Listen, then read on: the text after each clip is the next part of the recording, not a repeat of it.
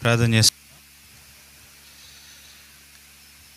ప్రేమ కలిగిన మా ప్రియ తండ్రి, మా దేవా, యేసు ప్రభు వారి ఘనమైన నామాన్ని మీకు ఎంతో వందనాలు చెల్లిస్తుంటున్నాం. దినంలో ఈ రీతిగా మేము చేరాడడానికి కృపించారు. మీ అద్వితీయమైన కృప కలిగిన నామాన్ని కొనియాడేదాని కొరకాయ మీరు మాకు అనుగ్రహిస్తూ వచ్చిన సమయ తరుణాలు బట్టి స్తోత్రాలు. లోకంలో ఎంతోమంది గనులైన వారు ధనికులు, ప్రభు పేరు ప్రఖ్యాతి కలిగిన వారు ఎంతోమంది లోకాన్ని విడిచిపెట్టారు. ఆయనను ఉచితమైన కృప ద్వారా మేము సజీవులమై మిమ్మల్ని స్తుతించినట్లు నేటి దినాల మా గొంతులో ఊపులోంచి సమస్తమునకు ఆధిపత్యమును అధికారమై ఉండి ప్రభుత్వం చేయు దేవుడుగా, మహిమ మహాత్యం కలిగినటువంటి ప్రభావం కలిగిన దేవుడుగా మీరు ఉన్నారతికై స్తోత్రాలు. మీ మంచితనము, మీ దీర్ఘశాంతం అంతటిని బట్టి మిమ్మల్ని గణపరుస్తుంటున్నాం. ఈ దినము పాడే పాటల ద్వారా, వాక్యము ద్వారా మీ సన్నిధిని అనుభవించగలిగే బాధ్యత మాకు అనుగ్రహించము. ఈ రీతిగా సార్వత్రిక సంఘంగా మిమ్మల్ని చేరి ఆరాధించే సమయం కూడా దీవెనకరంగా చేయండి. మహిమార్థమై మీ కార్యంలో నూతన పరిస్థితి ఆశీర్వాదకరంగా చేసి మహిమ పొందమని ఘనత ప్రభావములు చెల్లిస్తూ వస్తుంటున్నాం. ఈ రీతిగా మా తండ్రి, ఎవరైతే ఆశ కలిగి ముందుగా మీ సన్నిధికి రాగలిగిన వారందరిని బట్టి స్తోత్రాలు. ఇంకెవరైతే లక్ష్యంగా ఉన్నారో వారితో కూడా మీరు మాట్లాడము. మహిమా ప్రభావములతో మిమ్మల్ని సేవించేవారిగాను మీ సన్నిధికి వారిని తీసుకుని రండి.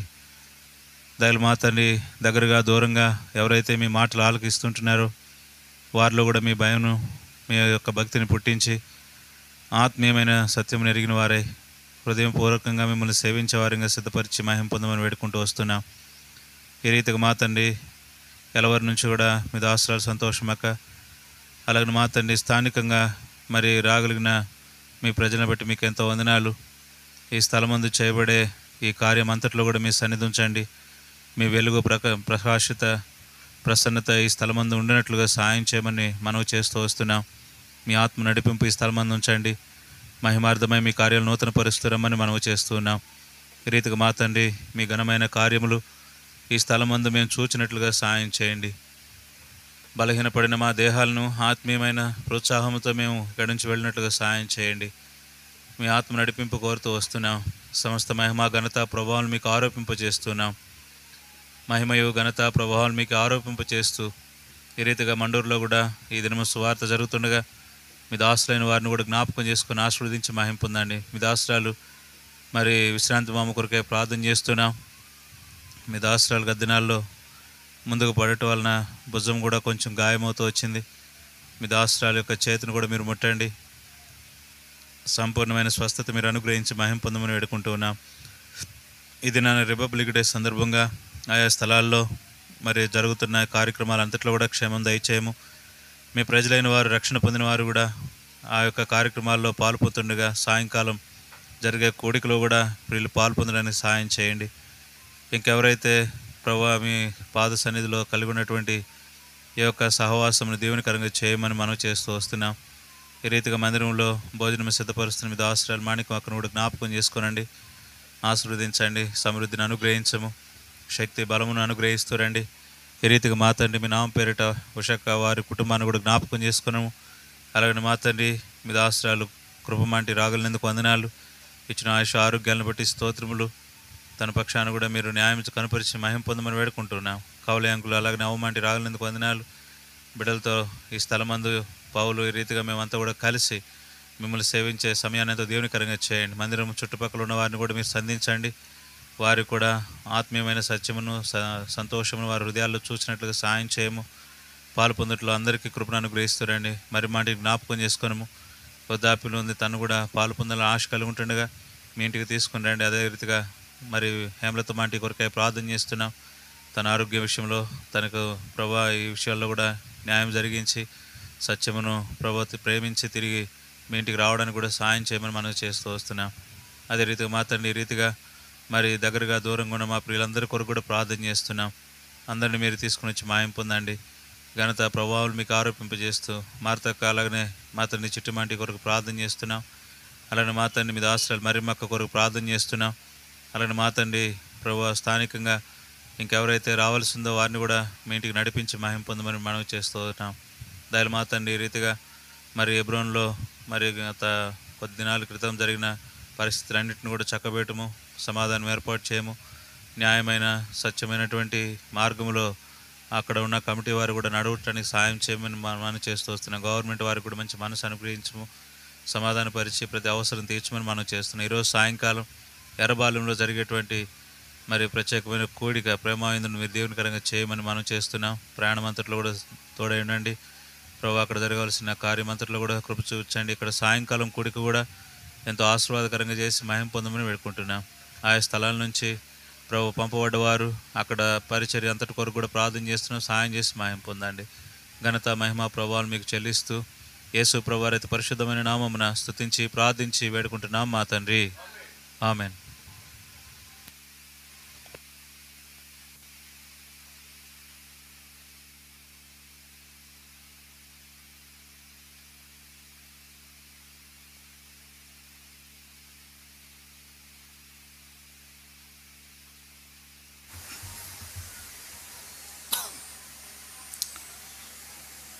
నలభై 47వ పాట, పాట సంఖ్య 47.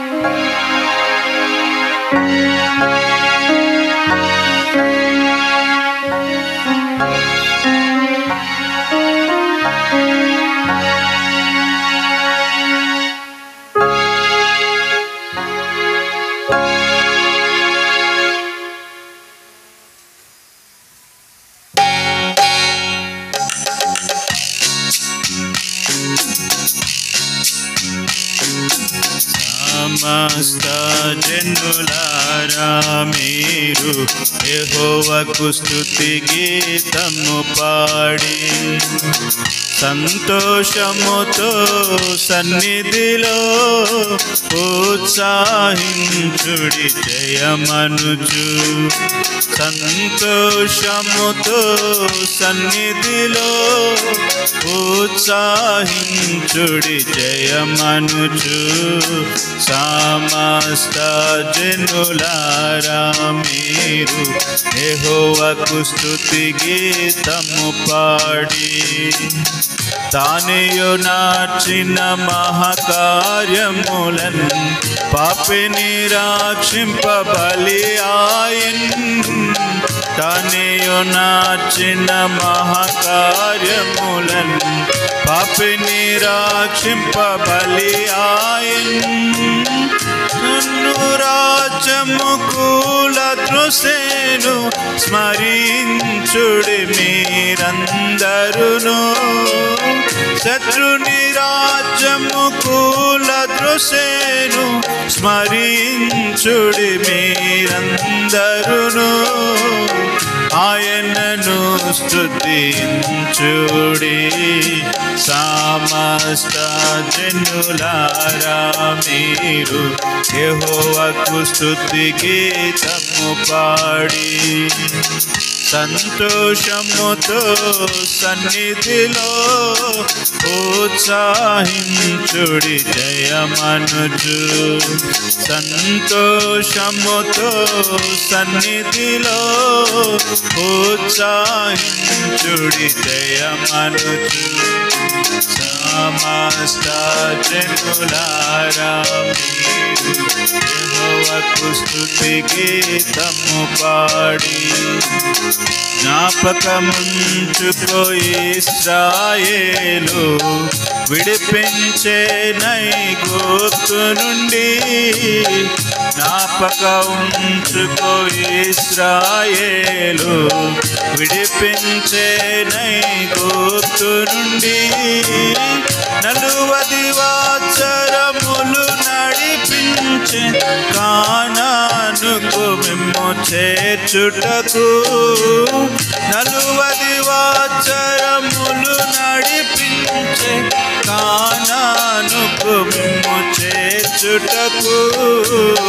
ఆయనను స్తుతించుడి సమస్త జనులారా మీరు యెహోవాకు స్తుతి గీతము పాడి సంతోషముతో సన్నిధిలో ఉత్సాహించుడి జయమనుచు సంతోషముతో సన్నిధిలో ఉత్సాహించుడి జయమనుచు సమస్త జనులారా మీరు యెహోవాకు స్తుతి గీతము పాడి మోషేకు తన సేవను నొసగే యెహోషువ జయమును పొందే మోషేకు తన సేవను నొసగే యెహోషువ జయమును పొందే శత్రుని గెల్చి రాజ్యము గెలుందే ఘన కార్యములను స్మరించు శత్రుని గెల్చి రాజ్యము పొందే ఘన కార్యములను స్మరించి ఆయనను స్తుతించుడి సమస్త జనులారా మీరు యెహోవాకు స్తుతి గీతము పాడి సంతోషముతో సన్నిధిలో ఉత్సాహించుడి జయమనుచు సంతోషముతో సన్నిధిలో ఉత్సాహించుడి జయమనుచు సమస్త యెహోవాకు స్తుతి గీతము పాడి మీరే ప్రభుని స్వంత ప్రజలుగా కొనే మిమ్ము తన రాజ్యముతో మీరే ప్రభుని స్వంత ప్రజలుగా కొనే మిమ్ము తన రాజ్యముతో ఆత్మల చేర్చి సంగము కాటే ఆ రీతిని కని స్మరించు ఆత్మల చేర్చి సంగము కాటే ఆ రీతిని కని స్మరించు ఆయనను స్తుతించుడి సమస్త జనులారా మీరు యెహోవాకు స్తుతి గీతము పాడి సంతోషముతో సన్నిధిలో ఉత్సాహించుడి జయమనుచు సంతోషముతో సన్నిధిలో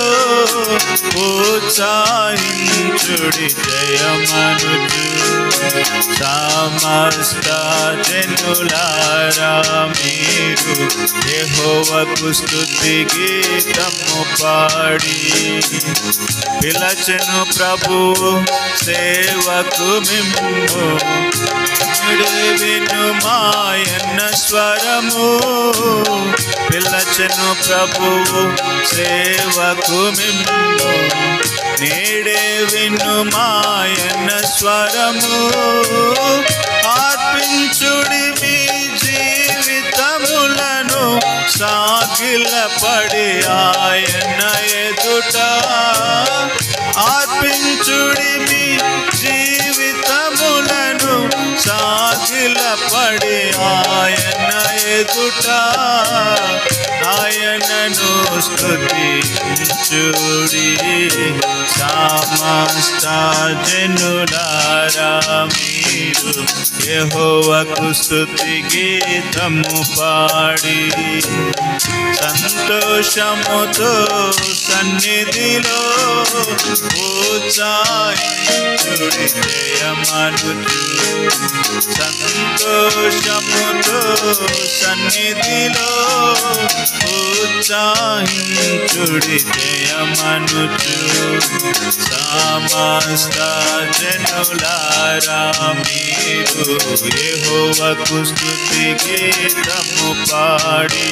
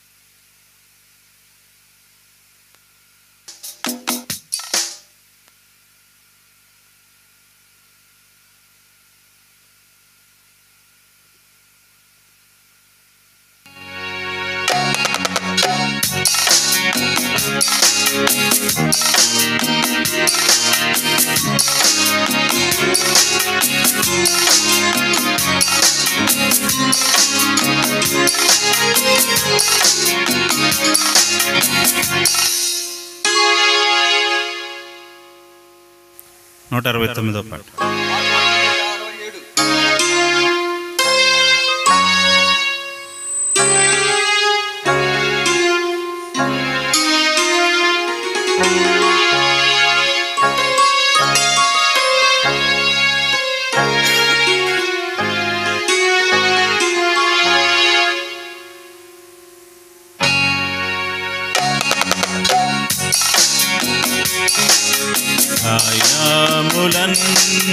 గాయాములన్ నా కొరకై పొందేను క్రీస్తు ప్రభు. గాయాములన్ నా కొరకై పొందేను క్రీస్తు ప్రభు. స్వరూపమైన సొగసైన లేదు దుఃఖభరితుడాయను. స్వరూపమైన సొగసైన లేదు దుఃఖభరితుడాయను. వ్యాధిగ్రస్తుడుగా వ్యాకులమందెన్ వీక్షించే త్రిపిరి ముఖముల్. వ్యాధిగ్రస్తుడుగా వ్యాకులమందెన్ వీక్షించే త్రిపిరి ముఖముల్. గాయాములన్ నా కొరకై పొందేను క్రీస్తు ప్రభు. గాయాములన్ నా కొరకై పొందేను క్రీస్తు ప్రభు. ఆరోగములను ఆ దుఃఖములను మనకై తానే భరించే. ఆరోగములను మా దుఃఖములను మాకై తానే భరించే. మొత్త పాడేను ఎంతో శ్రమనుందే మనకై. మొత్త పాడేను బాధించబడను ఎంతో శ్రమనుందే మనకై. గాయాములన్ నా కొరకై పొందేను క్రీస్తు ప్రభు. గాయాములన్ నా కొరకై పొందేను క్రీస్తు ప్రభు. మాయాతిక్రమ క్రియలను బట్టి మరినలుగా కొట్టబడెను. అతిక్రమ క్రియలను బట్టి మరినలుగా కొట్టబడెను. తాను పొందిన దెబ్బల ద్వారా హింసత కలిగే మనకు. తాను పొందిన దెబ్బల ద్వారా స్వస్థత కలిగే మనకు. గాయములన్ గాయములన్ నా కొరకై పొందేను క్రీస్తు ప్రభు. గాయములన్ గాయములన్ నా కొరకై పొందేను క్రీస్తు ప్రభు. పాపంబు చేత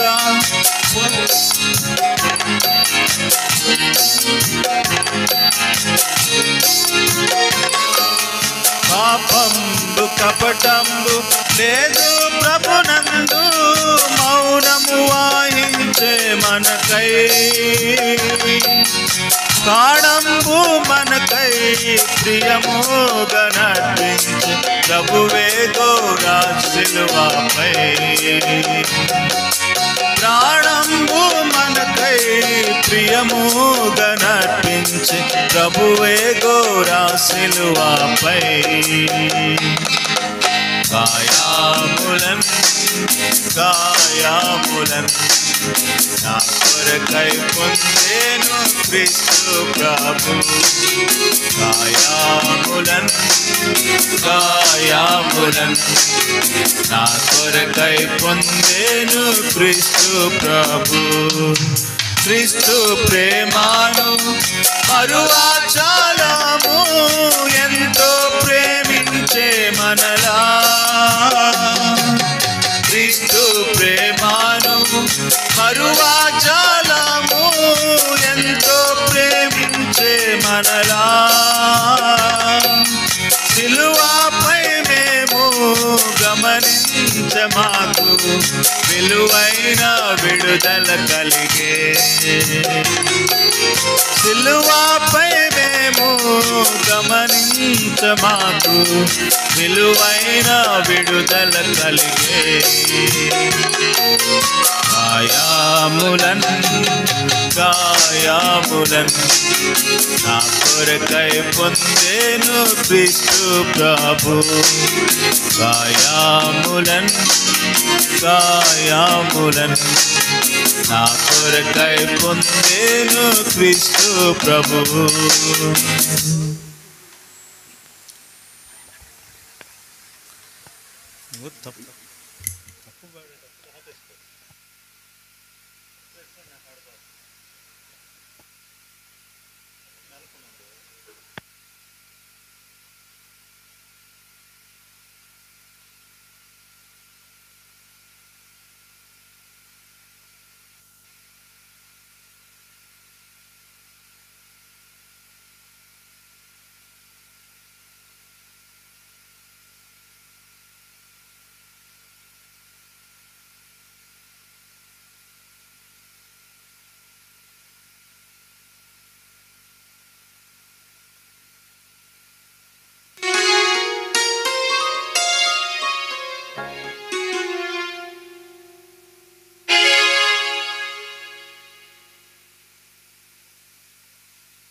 రెండు 245.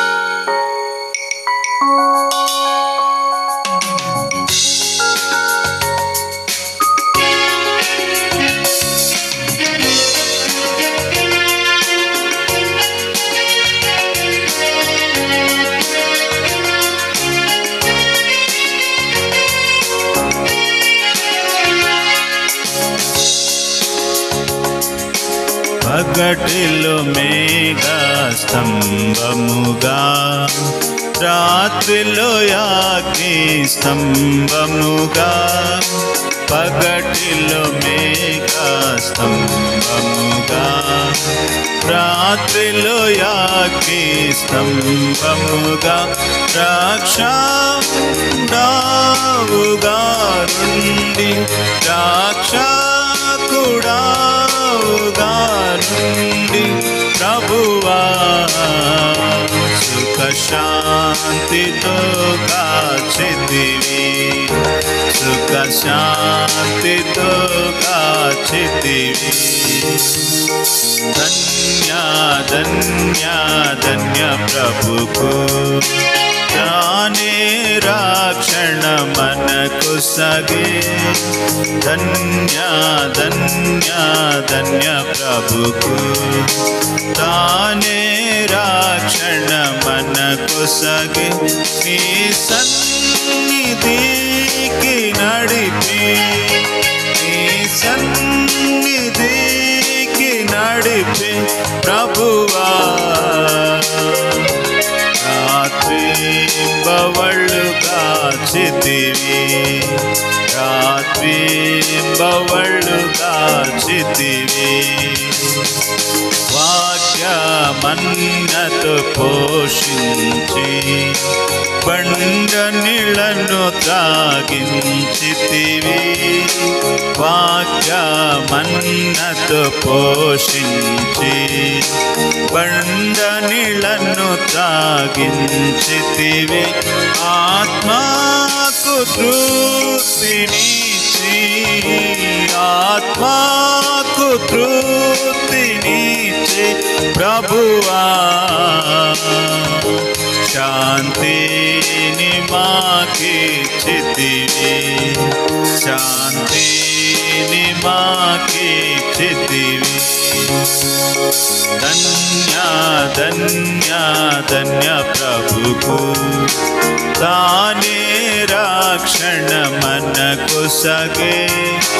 ధన్య ధన్య ధన్య ప్రభుకు తానే రక్షణ మనకు సగే. నీ సన్నిధికి నడిపి, నీ సన్నిధికి నడిపి ప్రభువా. రాత్రింబవళ్ళు కాచితివి, రాత్రింబవళ్ళు కాచితివి. ఆత్మీయ సుందర హృదయములో, ఆత్మ ప్రాణ శరీరములు. ఆత్మీయ సుందర హృదయములో, ఆత్మ ప్రాణ శరీరములు. ఆత్మకు జీవముసగి, ఆత్మకు జీవముసగి ప్రభువా. ఆత్మను మేల్కొల్పితివి, ఆత్మను మేల్కొల్పితివి. ధన్య ధన్య ధన్య ప్రభుకు తానే రక్షణ మనకు సగే. ధన్య ధన్య ధన్య ప్రభుకు తానే రక్షణ మనకు సగే. నీ సన్నిధికి నడిపి, నీ సన్నిధికి నడిపి ప్రభువా. రాత్రింబవళ్ళు కాచితివి, రాత్రింబవళ్ళు కాచితివి. కాననులోనికి తెచ్చితివి, పరిశుద్ధులతో చేర్చితివి. కాననులోనికి తెచ్చితివి, పరిశుద్ధులతో చేర్చితివి. ప్రణుతించెదాను నిన్ను, ప్రణుతించెదాను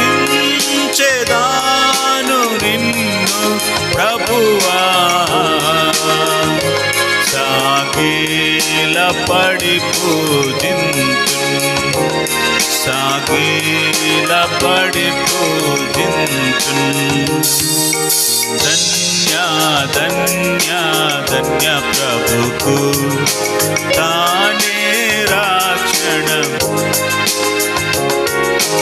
ధన్య ధన్య ధన్య ప్రభుకు తానే రక్షణ మనకు సగి నీ సన్నిధికి నడిపి నీ సన్నిధికి నడిపి ప్రభువా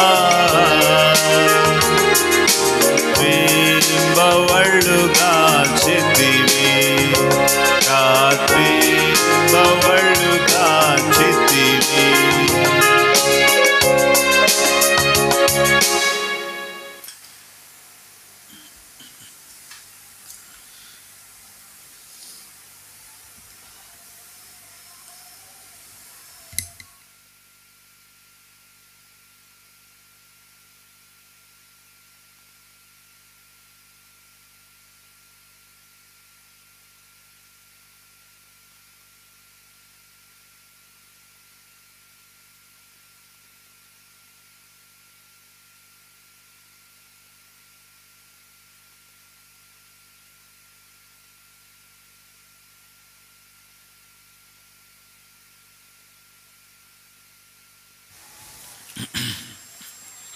పాఠ సంఖ్య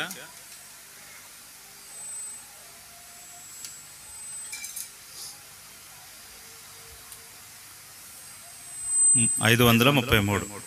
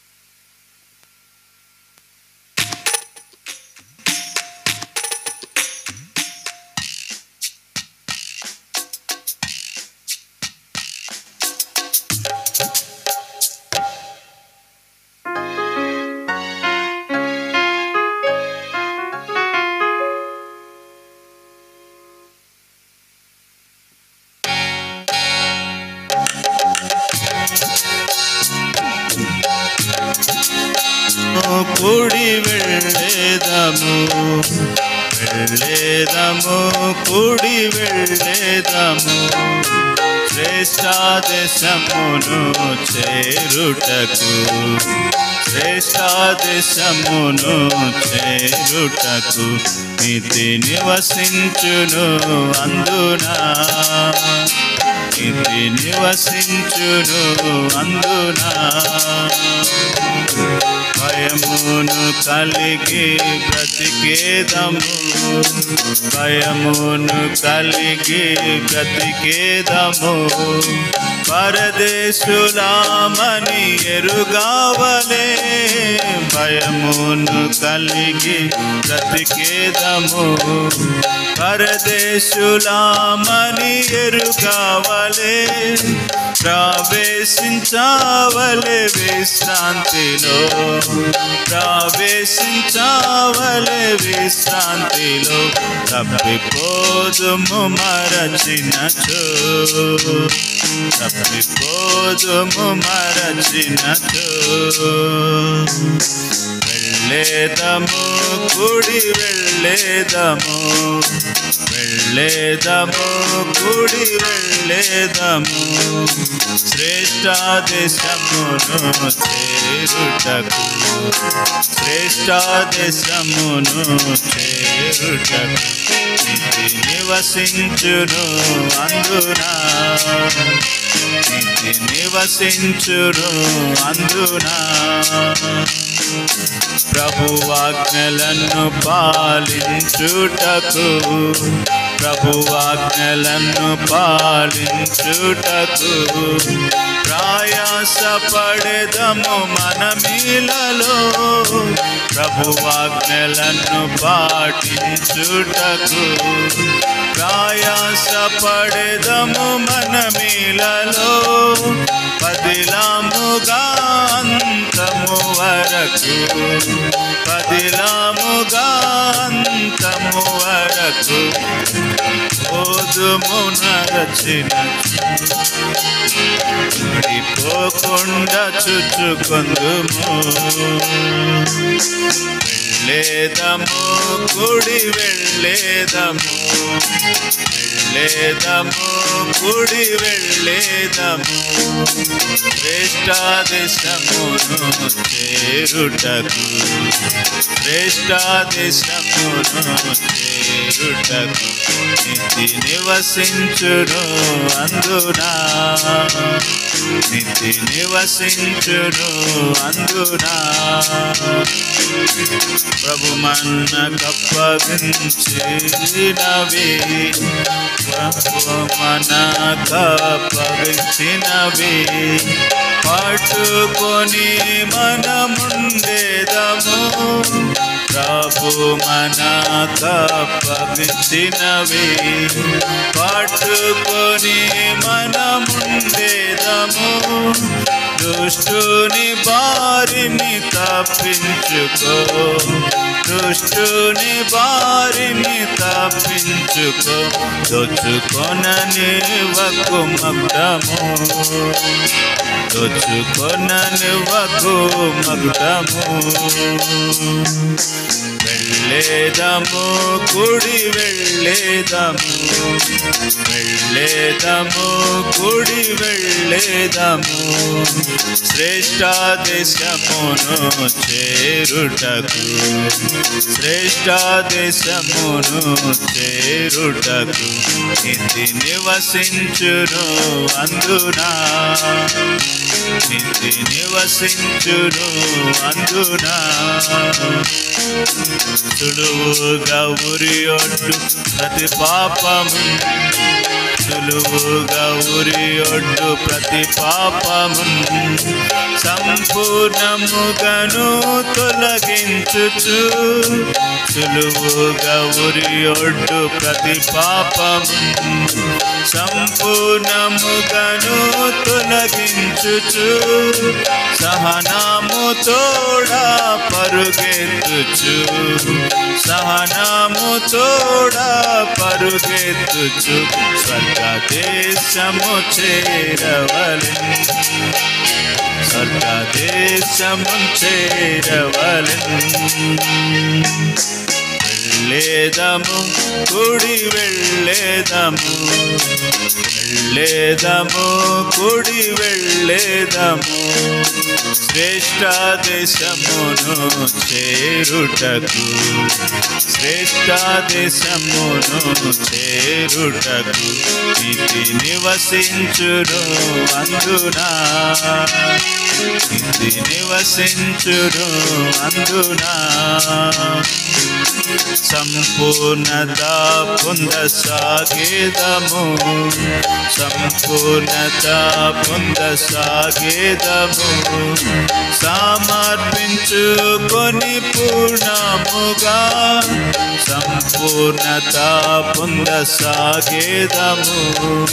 సమర్పించుకొని పూర్ణముగా సాహించిన కష్ట దుఃఖములు, సాహించిన కష్ట దుఃఖములు బహుగా ఫలముందెదము, బహుగా ఫలముందెదము. వెళ్ళేదము కుడి వెళ్ళేదము, వెళ్ళేదము కుడి వెళ్ళేదము శ్రేష్ఠాదేశమును చేరుటకు, శ్రేష్ఠాదేశమును చేరుటకు. నిత్య నివసించురు అందునా, నిత్య నివసించురు అందునా.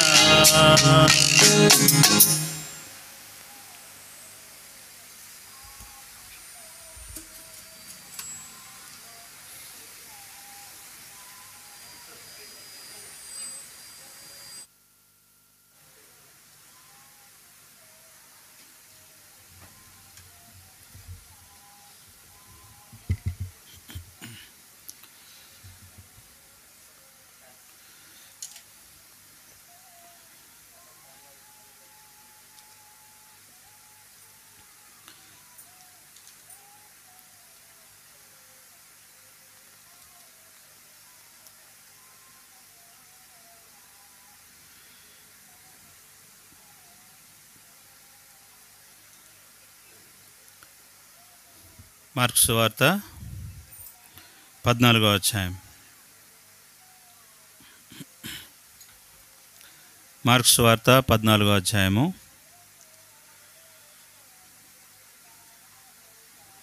8వ వచనం. ఈమె తన శక్తి కొలది నా భూస్థాపన నిమిత్తం నా శరీరంను ముందుగా అభిషేకించాను. మరలా చదువుకుందాం. ఈమె తన శక్తి కొలది చేసి నా భూస్థాపన నిమిత్తం నా శరీరమును ముందుగా అభిషేకించాను. ప్రార్థన చేసుకుందాం.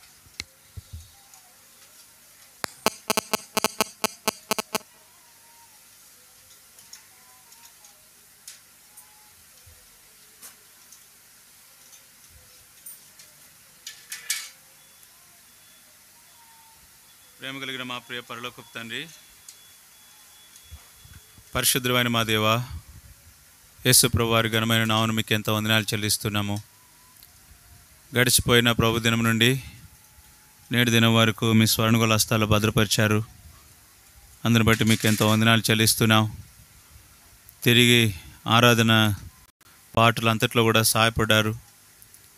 తిరిగి మరి మా జీవితంలో ఆరాధన కొరకాయ ఈ చదవబడిన ఈ భాగమును కూడా దీవించము. తన శక్తి కొలది చేసిన ఈ కార్యము దేవా, మీ భూస్థాపన నిమిత్తమై తాను చేయబడిన ఈ కార్యం ఎంతో గొప్పదిగా మీరు చూశారు.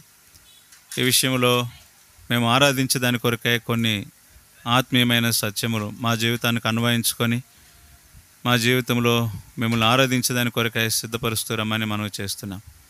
నిలబడిన దాసుడే ఖాళీ చేయబడిన పాత్ర, మీరు నింపితేనే అది అంచుల మట్టుకు నింపి మహిమ పొందండి.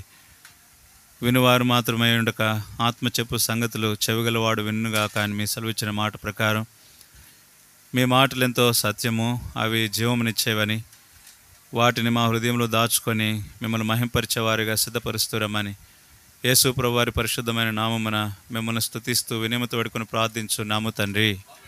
ఆమెన్.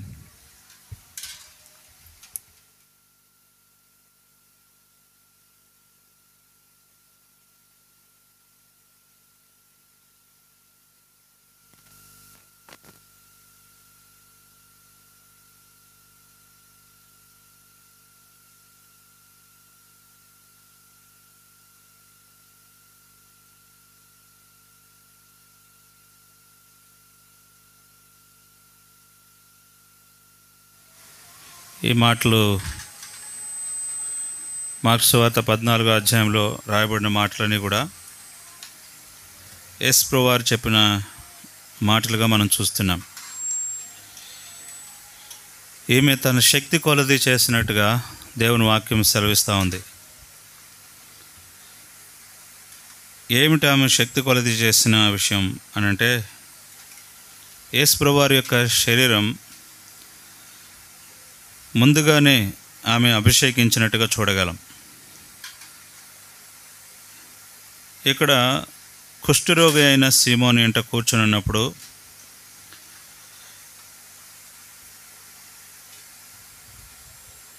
మిక్కిలి విలువ కలిగిన అత్తరు బుడ్డ ఒకటి తీసుకొని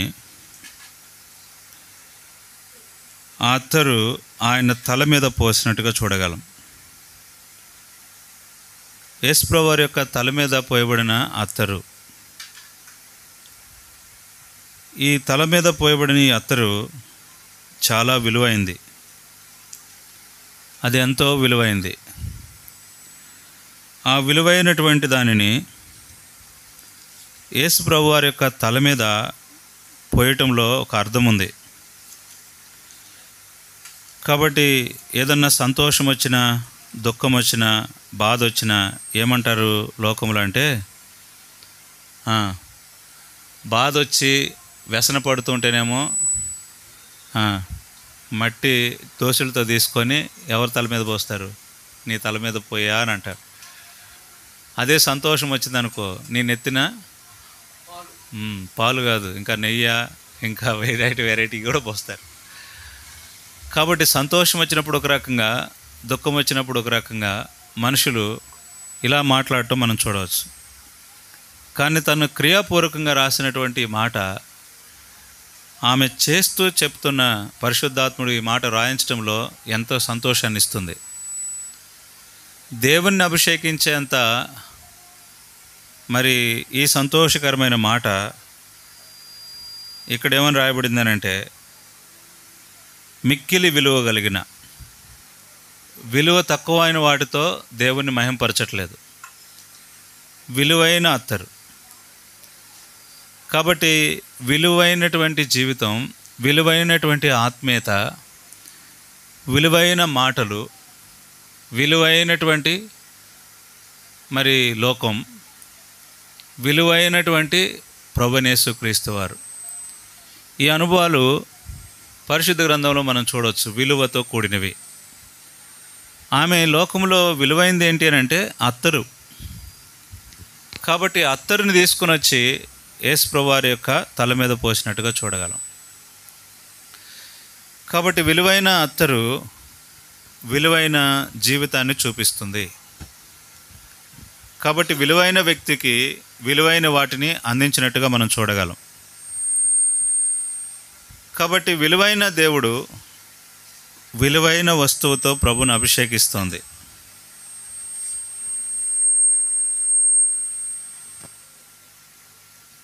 విలువైన వాటితో ప్రభుని సేవించుట. కాబట్టి ఇప్పుడు ఇది యేసు ప్రభువారు ఎలా చూస్తున్నాడు అనే దానికి, విలువైనది ప్రభుకు అప్పగించినప్పుడు, ప్రభుకు సమర్పించినప్పుడు ఆయన ఎలా చూస్తున్నాడు అనేది కూడా చాలా ప్రాముఖ్యమైనది. కయోను హేబేలు అర్పించిన అర్పణలు చాలా విలువైనవే. కయోను దృష్టిలో కూడా దేవునికి అర్పించే అర్పణ చాలా విలువైందే. అర్పించే విషయంలో విలువైన వాటినే దేవునికి అర్పించాలి. కుంటివి గుడ్డివి దేవునికి అప్పగించకూడదు. కాబట్టి విలువైన వాటితో ప్రభుని సేవించేటువంటి వారిలో హేబేలు ఒకడు. మిక్కిలి విలువైనటువంటి వాటిలో. కాబట్టి ఇదే 3వ అధ్యాయంలో మనం చూడవచ్చు. ఆదికాండంలో వారు 4వ అధ్యాయంలో వారు రాస్తూ వచ్చిన మాట గొర్రెల కాపరి అనే మాట మనం చూస్తాం. హేబేలు గొర్రెల కాపరి. కాబట్టి హేబేలు కూడా తన మందలో తొలుచూలు పుట్టిన వాటిలో క్రొవ్విన వాటిని కొన్ని తెచ్చి యెహోవా హేబేలును అతని అర్పణను లక్ష్యపెట్టెను. కాబట్టి తొలుచూలు వాటిని, కాబట్టి దేవునికి క్రొవ్విన వాటిని, విలువైన వాటిని, తొలుచూలు వాటిని దేవునికి అర్పించినట్లుగా మనం చూడగలం. తొలుచూలు క్రొవ్వినవి అంటే చాలామంది ఇష్టపడతారు. కాబట్టి అటువంటి తొలుచూలు వాటిని తీసుకుని వచ్చి హేబేలు దేవునికి అర్పణగా అర్పించాడు. ఇది యెహోవాకి ఎలాగుందనంట, ఎలాగనిపించిందంట, లక్ష్య పెట్టినట్లుగా అయింది. హేబేలు అతని అర్పణను లక్ష్య పెట్టినట్టు. కాబట్టి వారు లక్ష్య పెట్టేటువంటి, దేవుడు లక్ష్య పెట్టగలిగేటువంటి అనుభవాన్ని వారు కలిగి ఉన్నారు. హేబేలు ఎలాంటి అనుభవం కలిగి ఉన్నాడు అని అంటే, లక్ష్య పెట్టేటువంటి అంటే చూస్తున్నటువంటి అర్పణ, నిజమైన అర్పణ. కాబట్టి క్రొవ్విన వాటిని అర్పించినట్టుగా చూడవచ్చు. అర్పించడంలో కూడా ఇక్కడ మిక్కిలి విలువైనది జటామాంసి అని రాయబడింది. కాబట్టి విలువైన వాటిని దేవునికి అర్పించినట్టుగా చూడగలం.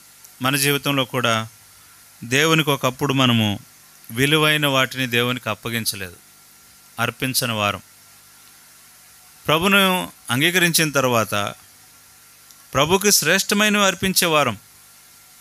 ఏంటి శ్రేష్టమైంది అనంటే, రోమీలు రాసిన పత్రికలో 12వ అధ్యాయం 1వ వచనం ప్రకారంగా, 12వ అధ్యాయం 1వ వచనం ప్రకారంగా,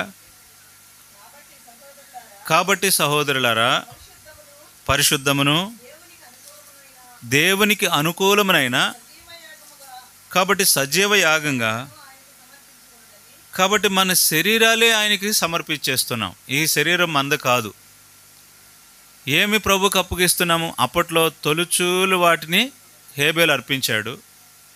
మొదటిగా లక్ష్య పెట్టాడు ప్రభు, చూశాడు ఎంత మంచి అర్పణ అని.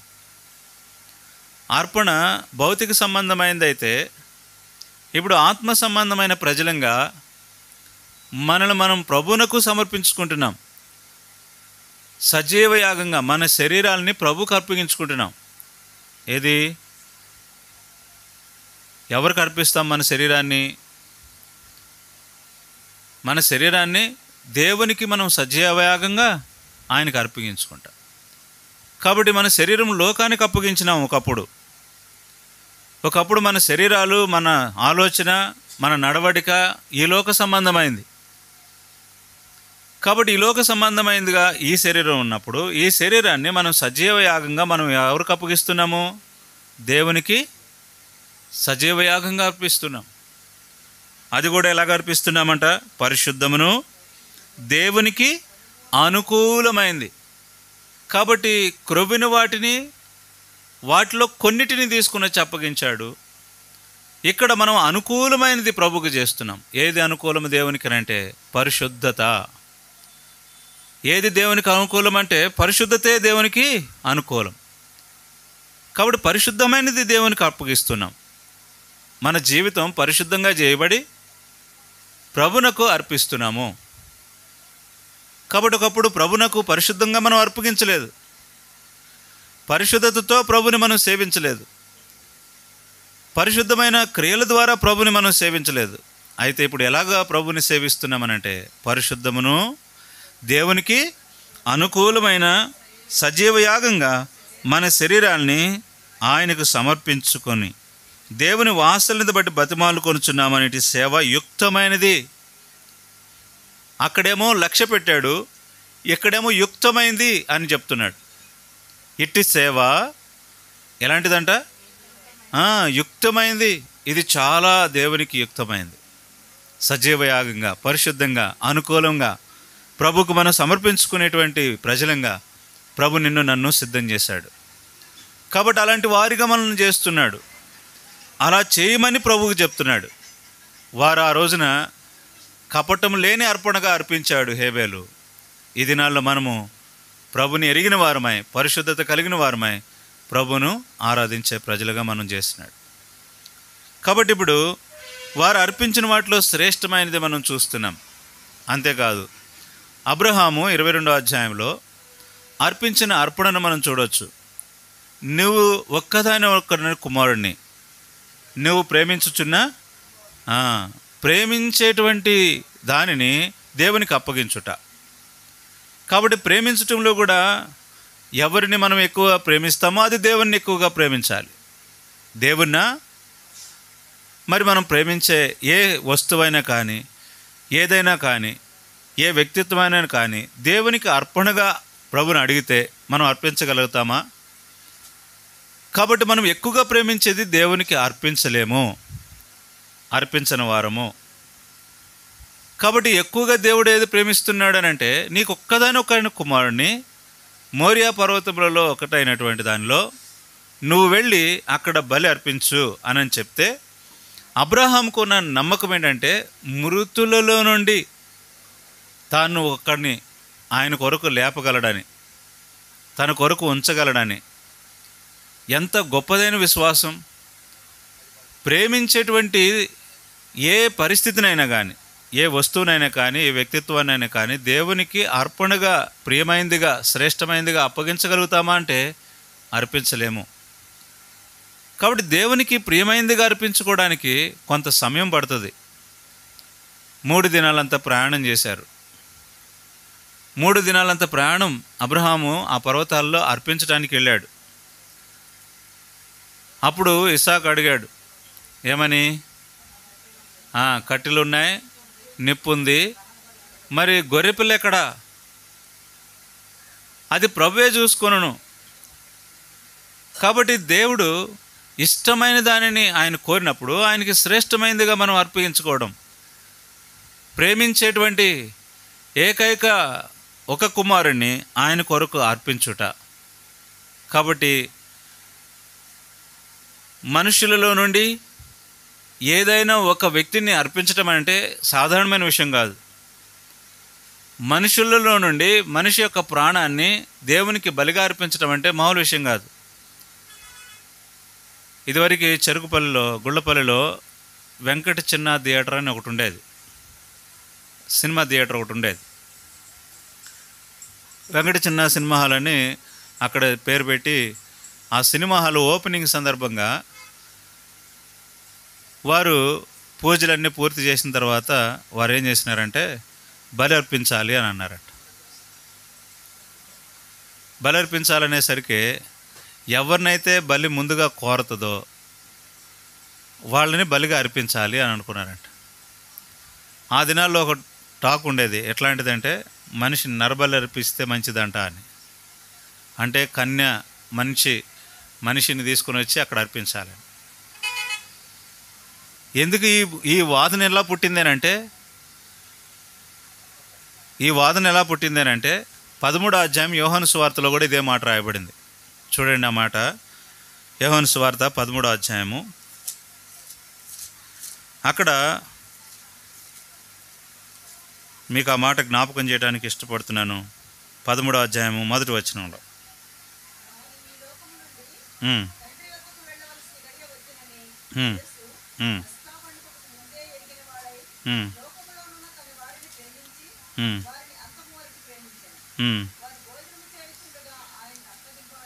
కాబట్టి ఇక్కడ మనం చూస్తున్నాము, లోకంలో ఉన్న తన వారిని ప్రేమించి వారిని అంతం వరకు ప్రేమించాను అని అక్కడ 2 సంఖ్య కింద వేస్తుంది. సంపూర్ణంగా అనే మాట ఉంది.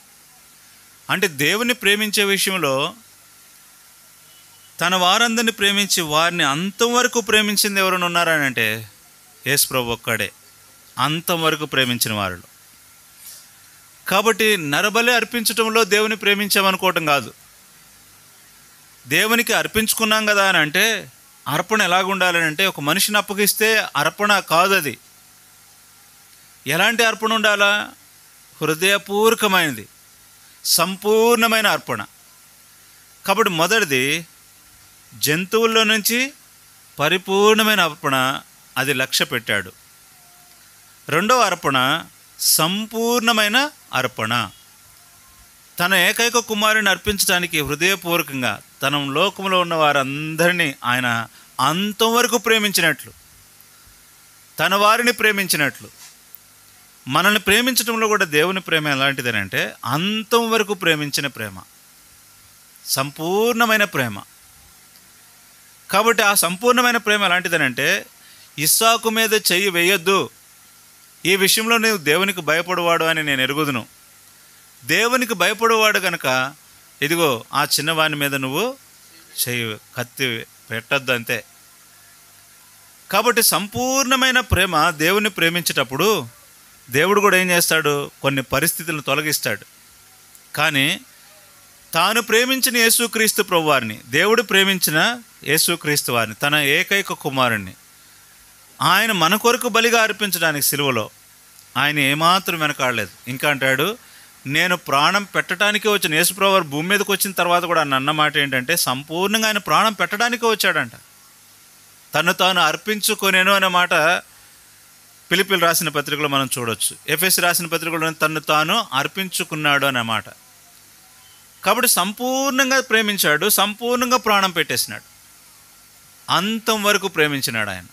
చూడండి, మనల్ని ప్రేమించడంలో కూడా యేసుప్రభు వారు ఎంతగా ప్రేమించినాడంటే ఇస్సాకును మించిన ప్రేమ యేసుప్రభు వారిది మనల్ని ప్రేమించే ప్రేమ. కాబట్టి సంపూర్ణమైన అర్పణ అని చెప్పవచ్చు. ఎలాంటి అర్పణ ఇది? సంపూర్ణమైన అర్పణ. కాబట్టి ఈ రోజున సంపూర్ణంగా ప్రభువును ఆరాధించేదాని కొరకాయ, ఏదో కొద్దిగా కాదు, ఏదో కొరగా కాదు. ఎలా అర్పించాలా ప్రభుకు ఆరాధన? సంపూర్ణంగా అర్పించి ఆరాధిస్తున్నాను తండ్రి. ఏం మిగిల్చుకోకూడదు, లోపల కొంచెం కూడా మనం మిగిల్చుకోకూడదు. అర్పణ ఎలాగ ఉండాలి?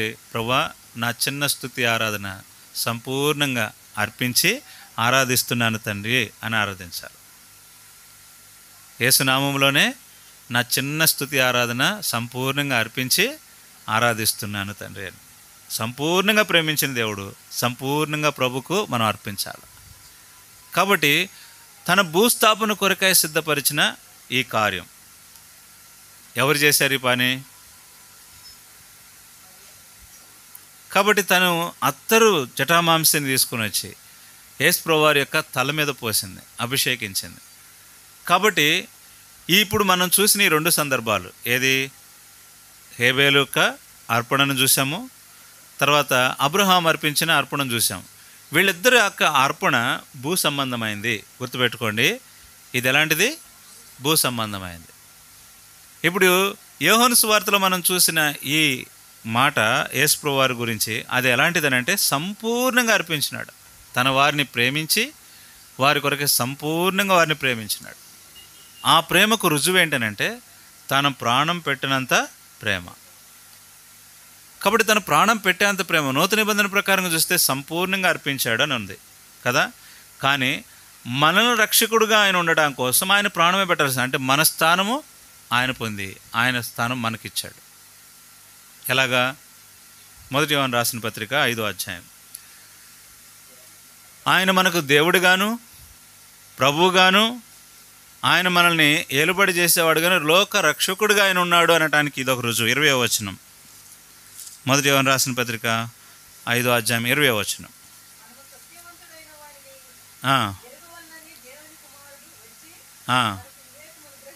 ఇప్పుడు ఈ 2 పదాలు మనం చూద్దాము. ఒకటి, దేవుని కుమారుడు వచ్చి అనే మాట రాయబడింది. ఈ సంపూర్ణంగా ప్రేమించడంలో ఉద్దేశం ఏంటి? ఆయన కుమారుని లోకానికి పంపించాలి.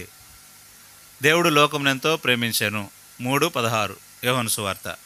దేవుడు లోకమును ఎంతో ప్రేమించను. ఆ ప్రేమకు రుజువు ఎంతో ప్రేమించానని రుజువు. అంటే ఎంత ఎక్కువగా ప్రేమించాడనంటే, నిన్ను నన్ను ఎంతగా ప్రేమించాడనంటే లోకంలో ఉన్న తన వారిని సంపూర్ణంగా ప్రేమించిన యేసుక్రీస్తుని మనం చదివాం మొదట. కానీ దీనికి ముందే దేవుడు లోకమును ఎంతో ప్రేమించాడు. కాబట్టి దేవుని యొక్క ప్రేమకు రుజువు ఆయన కుమారుని పంపి, ఆయన కుమారుని లోకానికి పంపి. ఆ తర్వాత 20వ వచనం, సత్యవంతుడైన వానిని ఎరగవలనని దేవుని కుమారుడు వచ్చి వివేకమును అనుగ్రహించినని ఎరుగుదుము. మనము దేవుని కుమారుడైన యేసుక్రీస్తు నందున్న వారమై. ఎవరు ఎందున్నామంట? యేసుక్రీస్తు నందుండాల. ఎవరైతే రక్షణ లేకుండా ఉన్నారో ఆ రక్షణ యేసుక్రీస్తు నందుంటే ఇప్పుడు ఏమని కలిగి ఉంటాం మనము? సత్యవంతుని యందున్నాము. అంటే యేసు ప్రభుని యందు ఉన్నాము. ఆయనలో ఉండటం కారణం ఏంటి? ఆయన మనము ఒకటే. ఆయన వేరు, మనం వేరు కాదు.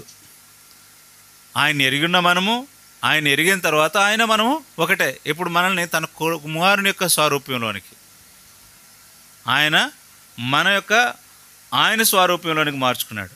అంటే రక్షణ ద్వారా, విశ్వాసము ద్వారా, ప్రత్యేకంగా ఉండడం ద్వారా, బాప్తిసం పొందడం ద్వారా ఇప్పుడు మనం ఏమైనాము? ఆయన స్వరూపంలోనికి, ఆయన యందు, ఆయనలో ఉండేదానికోసం, ఆయనలో ఉండేదానికోసం తీసుకొని పోయి ఇప్పుడు ఆయన ఏం చేస్తున్నాడు? ఆయనే నిజమైన దేవుడును నిత్య జీవమునై ఉన్నాడు. అంటే ఆయన యందుండి ఆయనలో నిత్య జీవం పొందేటువంటి వారుగా, ఆయన్ని ఎరిగి ఆయన సత్యమందు ఆయనలో మనం ఉండేదానికోసం, నిత్య జీవనం పొందేదానికోసం ఆయన నిత్య జీవం అయి ఉన్నాడు. మనం కూడా నిత్యమైన ఆయన దేవుడై ఉన్నాడు.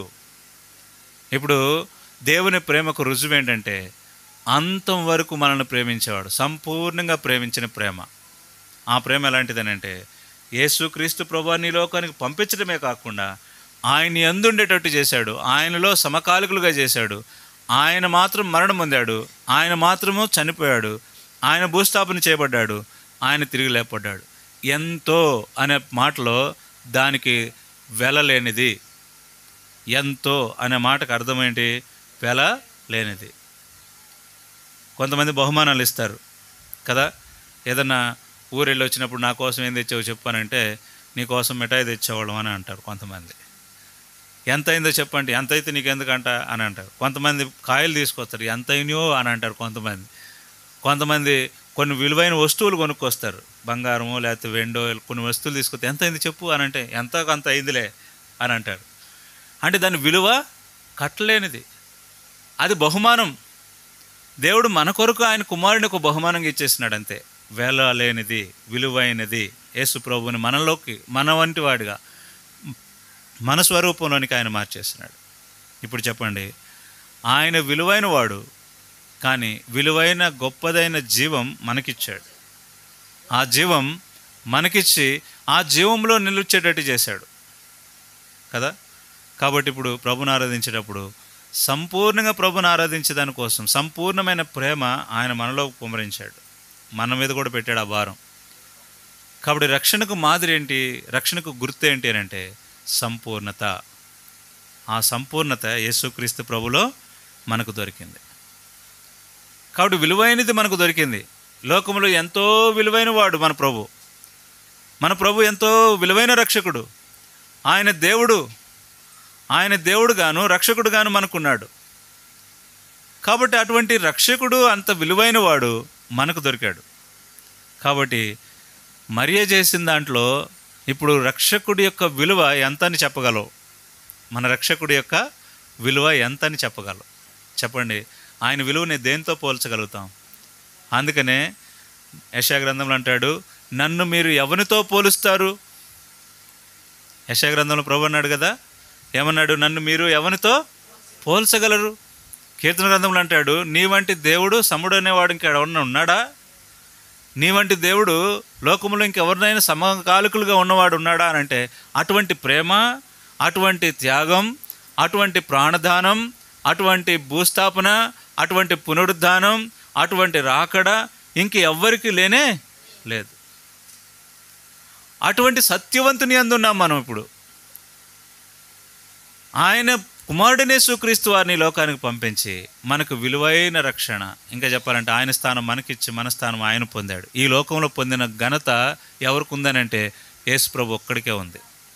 కాబట్టి మూడవదిగా మనం చూస్తున్నాం. మొదటిదేమో అర్పణ లక్ష్య పెట్టెను.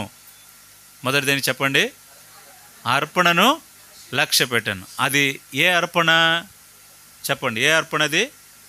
జంతువుల యొక్క అర్పణ. ఇది మొదటిది. రెండవది కుమారుని యొక్క అర్పణ. అది కూడా ప్రేమించిన కుమారుని యొక్క అర్పణ. కాబట్టి విలువైనదే. కుమారుడు లేక 100 సంవత్సరాల ప్రాయంలో కనుక్కున్నారు, 99 సంవత్సరాల ప్రాయంలో. మరి ఆ విలువైన కుమారుడిని దేవునికి అర్పణగా అర్పించడం అంటే మామూలు విషయం కాదు. లేక పుట్టాడు, ఆయన అప్పగించడానికి ఇష్టపడ్డాడు. అది కూడా ఎలాగా? నువ్వు దేవునికి భయపడువాడనేది మొదటిది జంతువుల నుంచి అర్పణ, రెండవది మనుషుల యొక్క స్వంత అర్పణ. ఇప్పుడు దేవుడు లోకమును ఎంతో ప్రేమించి, అంటే మన అందరిని ఎంతో, లోకం అంటే మట్టి కాదు, అంటే దేశం అంటే మట్టి కాదు, దేశం అంటే మనుషులే. కాబట్టి మనుషుల వలె దేవుడు వచ్చి మనుషుల యొక్క మనస్థానాన్ని ఆయన పొంది, ఆయన స్థానం మనకిచ్చి, మనకు రావాల్సిన శిక్ష ఆయన తొలగించి, ఇప్పుడు ఆయన మనల్ని ఎలాగ ప్రేమించినాడు అని అంటే ఎంతో ప్రేమించాడు. ఎంతో అనే దానికి వెల లేదు, వెల లేని ప్రేమ. కాబట్టి కుమారుడికి 100 సంవత్సరాలు వెల పెట్టచ్చు. ఎక్కడ? అబ్రహాం యొక్క కుమారుడికి ఎంతమని వెల పెట్టచ్చు? 100 సంవత్సరాల కన్న కుమారుడు, దానికి ఒక వెల ఉంది. గొర్రెల నుంచి కొన్ని తీసుకొని వచ్చి దానికి కూడా ఒక వెల ఉంది. కానీ యేసు ప్రభు వారి యొక్క మరణం, ఆయన భూస్థాపన, ఆయన పునరుద్ధానానికి వెల లేనే లేదు. ఆయన చెల్లించిన క్రయానికి వెల లేనే లేదు. అది ఎలాంటి వెల అంటే మనతో సమమైంది. ఈ లోకం అంతా ఇచ్చి కొన్నా కూడా, అందుకనే ఈ మాట సువార్తలు ఎక్కువ వాడతాం కదా.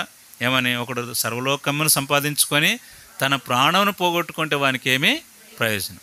కాబట్టి సర్వలోకాన్ని సంపాదించుకొని మన ప్రాణం పోగొట్టుకుంటే మనకి ఏం ప్రయోజనం లేదు. కానీ యేసు ప్రభువుని సంపాదించుకున్నాను, ఆయన యందున్న వారికి నిత్య జీవము. ఆయన యందున్న వారికి ఏముంది? నిత్యము. కాబట్టి ఎంతో గొప్పదైన ఆయన ప్రేమ, అది సంపూర్ణంగా మన కొరకే అర్పించినాడు. యేసుక్రీస్తు ప్రభువుని మనకిచ్చేసినాడు, మన స్వరూపంలోనికి, మన పోలికలోనికి, మన స్థానానికి, మన ప్రాణానికి ప్రాణంగా ఆయన మనకు బదులుగా ఆయన వెల చెల్లించినాడు. అది విలువలేని వెల, అది కొలత లేని ప్రేమ. అందుకనే సముద్ర అగాధ జలముల ఆర్పులేనంత ప్రేమ, లోతైన ప్రేమ, ఎంతో ఎత్తైన ప్రేమ. అందుకని మాకు చిన్నప్పుడు సండే స్కూల్లో ఎలిజబెత్ ఆంటీ అని పెనుగుదురుపాడులో ఉండేది, పెద్ద ఆవిడ. దగ్గర దగ్గర ఒక 5-6 సంవత్సరాల క్రితం అనుకుంటా చనిపోయింది. ప్రభు మహిమలోకి వెళ్ళింది. పెనుగుదురుపాడులో ఎలిజబెత్ ఆంటీ అని ప్రతిసారి ప్రత్యేకంగా వీవిఎస్ పెట్టి ఆ పాటలు నేర్పించేది. దేవుని ప్రేమయే అద్భుతం, దేవుని ప్రేమయే అద్భుతం, దేవుని ప్రేమయే అద్భుతం, దేవుని ప్రేమ. పిల్లలందరూ భలే పాడేవాడు. ఎంతో ఎత్తు నీవు ఎక్కలేనిది, ఎంతో లోతు నీవు దిగలేనిది, ఎంతో వెడల్పు నీవు తాకలేనిది, యేసుని ప్రేమ. అట్లా ప్రతిసారి గొడవ చేసినప్పుడల్లా అదే పాట పాడించేది. పిల్లలు ఇప్పుడు గొడవ చేస్తుంటాం కదా, గొడవ చేసినప్పుడల్లా నుంచో పెట్టించేది, ఆ పాటే పాడించేది. కాబట్టి దేవుని యొక్క ప్రేమకు దేనితో మనం సరిపోల్చలేం, దాని వెల కట్టలేం, దాని విలువ ఎంచలేం. కాబట్టి అత్తరు జటామాంసి అర్పించిన ఒక మరియ అది విలువైనది అనే మాట రాయబడింది. విలువైనది అత్తరు ఆయన తల మీద పోసినట్టుగా చూడగలం. కానీ మన విలువలేని మన బ్రతుకులకు ఆయన విలువైన ప్రాణాన్ని అప్పగించేసినాడు. కాబట్టి ఇది దైవము మానవునికి సంబంధించింది. అర్థమవుతుందా? మొదటిది ఏంటి? జంతువుల నుంచి అర్పణ. రెండవది ఏంటి? మనుషులలో నుండి అర్పణ. మూడవది దైవం మానవునికి కలిగి ఉన్న అర్పణ. అంటే దేవుడు ఇష్టపడేది మానవుడు అర్పించగలిగేది. అది ఎవరు చేయగలిగారు? యేసుప్రభు ఒక్కడే చేయగలిగాడు. అర్పణ విలువైందిగా, ప్రేమించేదిగా, చాలా విలువైంది, ఎంతో అనే చెప్పగలిగేందుగా, అది దైవముకు ఇష్టమయ్యేదిగా, మానవునికి ఇష్టం కలిగించేదిగా, అది ఇష్టపూర్వకంగా పెట్టగలిగేదిగా, దైవంకి ఇష్టపడేదిగాను, మనుషులు ఇష్టపూర్వకంగా చేసేది గాను, అది కూడా సంపూర్ణంగా అర్పించేది గాను. అర్థమైంది? ఇప్పుడు మనుషుల నుంచి ఇచ్చింది ఆగింది. అర్పణ ఉందా మనుషుల నుండి? లేదు. గొర్రెల నుంచి అర్పించాడు, కానీ అది అంగీకరించాడు. కానీ మనుషునికి దేవునికి ఇష్టపూర్వకంగా అర్పించే అర్పణ ఏదైనా ఉందనంటే మనిషి కుమారుడుగా తాను కుమారుడికి ఈ లోకానికి పంపించడం ద్వారా, ఆయన మనవలే మార్చబడటం ద్వారా, మనవలే ఆయన అర్పించుకోవడం ద్వారా. కాబట్టి దేవుడికి ఇష్టమైన యాగంగా దైవత్వానికి సంబంధించిన అర్పణ. అంటే ఇవన్నీ దైవత్వం సంబంధించినవి కాదా అంటారేమో, ఇవన్నీ దేవునికి సంబంధించినవి కాదా అంటారేమో. ఒకటేమో జంతువుల నుంచి, ఒకటేమో శరీరాన్ని నుంచి. కానీ ప్రాణ ఆత్మ దేహాలని సంరక్షించగలిగే రక్షణ దేవునికి ఇష్టమైంది అర్పించడం గొప్ప సంగతి. అది ఎవరు చేశారంటే మన పోలికలోకి వచ్చి మనవలే అర్పించిన యేసుక్రీస్తు ప్రభువారు. కాబట్టి మనల్ని ఆయనతో సమకాలికుడుగా, ఆయన యందు ఉంచేటట్టుగా, ఆయన యందు అంటే ఆయనలో ఉండేటట్టుగా, ఆయనలో ఉండి ఆయనకు అర్పించుకునేటట్టుగా చేశాడు. ఇప్పుడు ఎవరైతే సంపూర్ణంగా దేవుని ప్రేమిస్తారో ఇప్పుడు వాళ్ళు నిజంగా ప్రభుకి వెళ్ళలేనిది అర్పించినట్లు. కాబట్టి సంపూర్ణంగా ప్రభుని ఆరాధించడం అనేది గొప్ప సంగతి. ఇది మూడవది. ఇప్పుడు ఆత్మీయంగా అర్పించే అర్పణ ఏంటి? ఆత్మ బలులు అనే దానికి కొన్ని అర్థాలు ఉన్నాయి. అంటే విరిగి నలిగిన మనస్సే దేవునికి ఇష్టమైన బలులు అనేది కీర్తన గ్రంథంలో మనం చూస్తాం కదా. విరిగి నలిగిన మనసు సంబంధించిందంటే ఆత్మకు సంబంధించింది అని చెప్పవచ్చు. అంటే మనస్సాక్షి బాగుంటే అన్నీ బాగుంటాయి.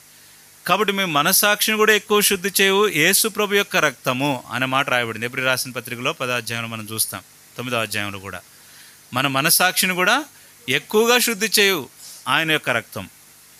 అంటే ప్రాణాత్మ దేహములు ప్రభుకు సమర్పించేటువంటి గొప్పదైన అర్పణ. ఏంటి అర్పణ? ఎవరు అర్పిస్తారు? ఎలా అర్పిస్తారు? ఎలా అర్పిస్తారు చెప్పండి? ఎవరు అర్పిస్తారు చెప్పండి? ఇప్పుడు మీకు ఒక ప్రశ్న. ఇప్పుడు వరకు మీరు విన్నారు, 3 విషయాలు విన్నారు. ఇప్పుడు 4వది మీకు ఒక ప్రశ్న. ఏంటి ప్రశ్న అంటే ఆత్మ ద్వారా ప్రభువుని ఎలా ఆరాధించాలి చెప్పండి. ఎలా ఆరాధిస్తారు చెప్పండి? ఎలాగా? పెద్దగా చెప్పండి, పర్లేదు. ఆత్మతోనూ సత్యముతో. రైట్, ఆత్మతో సత్యముతో అన్నారు. కానీ ఇదివరకు ఎలాగ అర్పించేవాళ్ళు?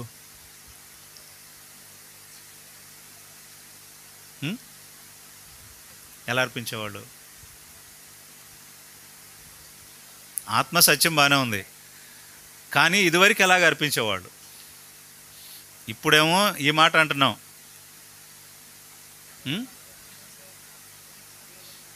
ఆ కాలం వచ్చే ఉంది అన్నాడు యేసుప్రభు వారు. మీకు ఎందుకు అంత సందేహం ఎందుకు వచ్చింది మళ్ళీ మధ్యలో? ఆ కాలము ఇప్పుడు వచ్చే ఉంది అన్నాడు యేసుప్రభు వారు. అన్నాడు అనలేదా? దానికి ముందు మా పితరులు ఎక్కడ ఆరాధించేవారు? పర్వతముల మీద. ఎక్కడ? యెరూషలేములో మా పితరులు అక్కడ ఆరాధించేవారు. మాకు పర్వతం ఉంది, అక్కడ ఆరాధించేవారు. ఈ పర్వతానికి రుజువులేంటి? ఈ పర్వతానికి రుజువేంటి? చెప్పే కదా, అబ్రహాం అర్పించిన అర్పణ పర్వతాల్లో ఒకటి. అదే ఆ పర్వతం ఎక్కడుంది? మోరియా పర్వతం అన్నాడు. ఆ పర్వతాలు ఎక్కడున్నాయి? యెరూషలేము చుట్టూ ఉన్నాయి అవి. కాబట్టి మా పితరులు అక్కడికి వెళ్ళి ఆరాధించేవాడు. కానీ ఇప్పుడు ఆత్మతోనూ సత్యముతోనూ ఆరాధించేవారు కావాలని ప్రభు కోరుతున్నాడు అని అన్నాడు. అన్న తర్వాత ఇప్పుడు ఈ కాలము వచ్చే ఉంది. కాబట్టి ఇప్పుడు ఆత్మతోనూ సత్యముతోనూ. సత్యం ఎలా బయటకు వస్తుంది? ఆత్మ అంటే లోపల ఉంది, బయటకు వస్తుంది అనుకోవచ్చు. సత్యం ఎలా బయటకు వస్తుంది చెప్పండి?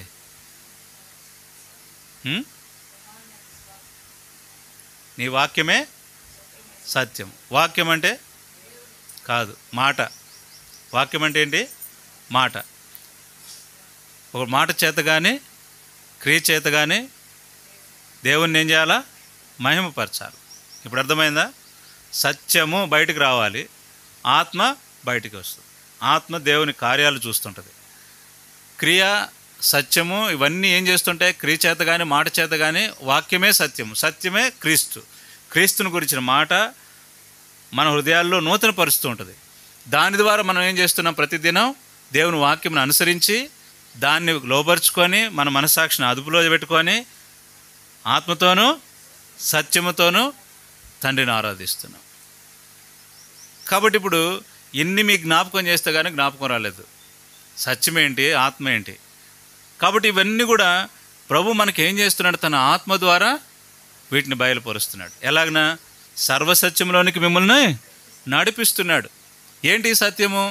ఆయన వాక్యమే సత్యం, ఆయనే సత్యం. కాబట్టి ఆయన సత్యమైన వాడు.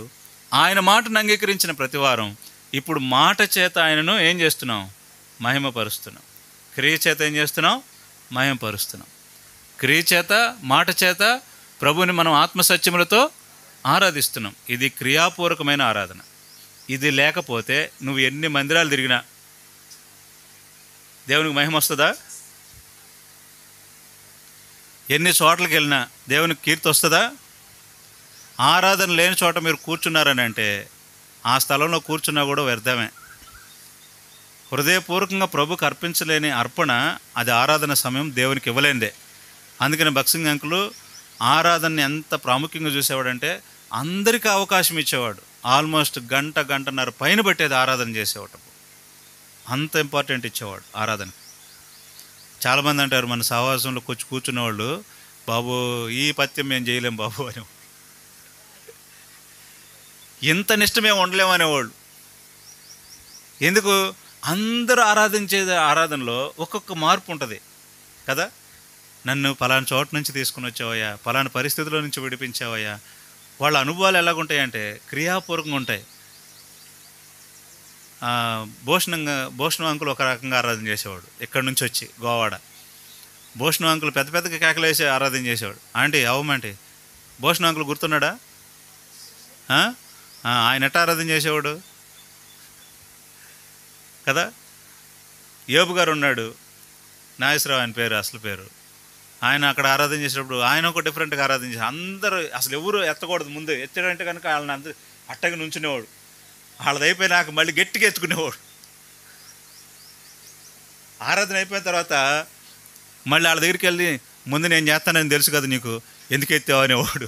వాళ్ళ దగ్గరికి వెళ్ళి నుంచొని ఎదురు కూర్చొని, అయ్యా ఈసారి నీకే ఎత్తాలి అవకాశం అనేవాళ్ళు వాళ్ళు. కాబట్టి ఒక్కొక్కరు ఒక్కొక్క రక్షణ పొందిన అనుభవాలు వేరువేరుగా ఉంటాయి. ఆ రక్షణ వివరణ సత్యంతో కూడింది, క్రియాపూర్వకమైంది. ఆత్మతోనూ సత్యముతోనూ ప్రభుని ఆరాధించే సందర్భాలు అవి. అందుకనే దేవుడికి ఇష్టమైనవి, ఎంతో విలువైనవి. చూడండి, ఇప్పుడు చెప్తాను, మనం చదువుకున్న భాగంలోకి వెళదాం. మార్కు సువార్త 14వ అధ్యాయం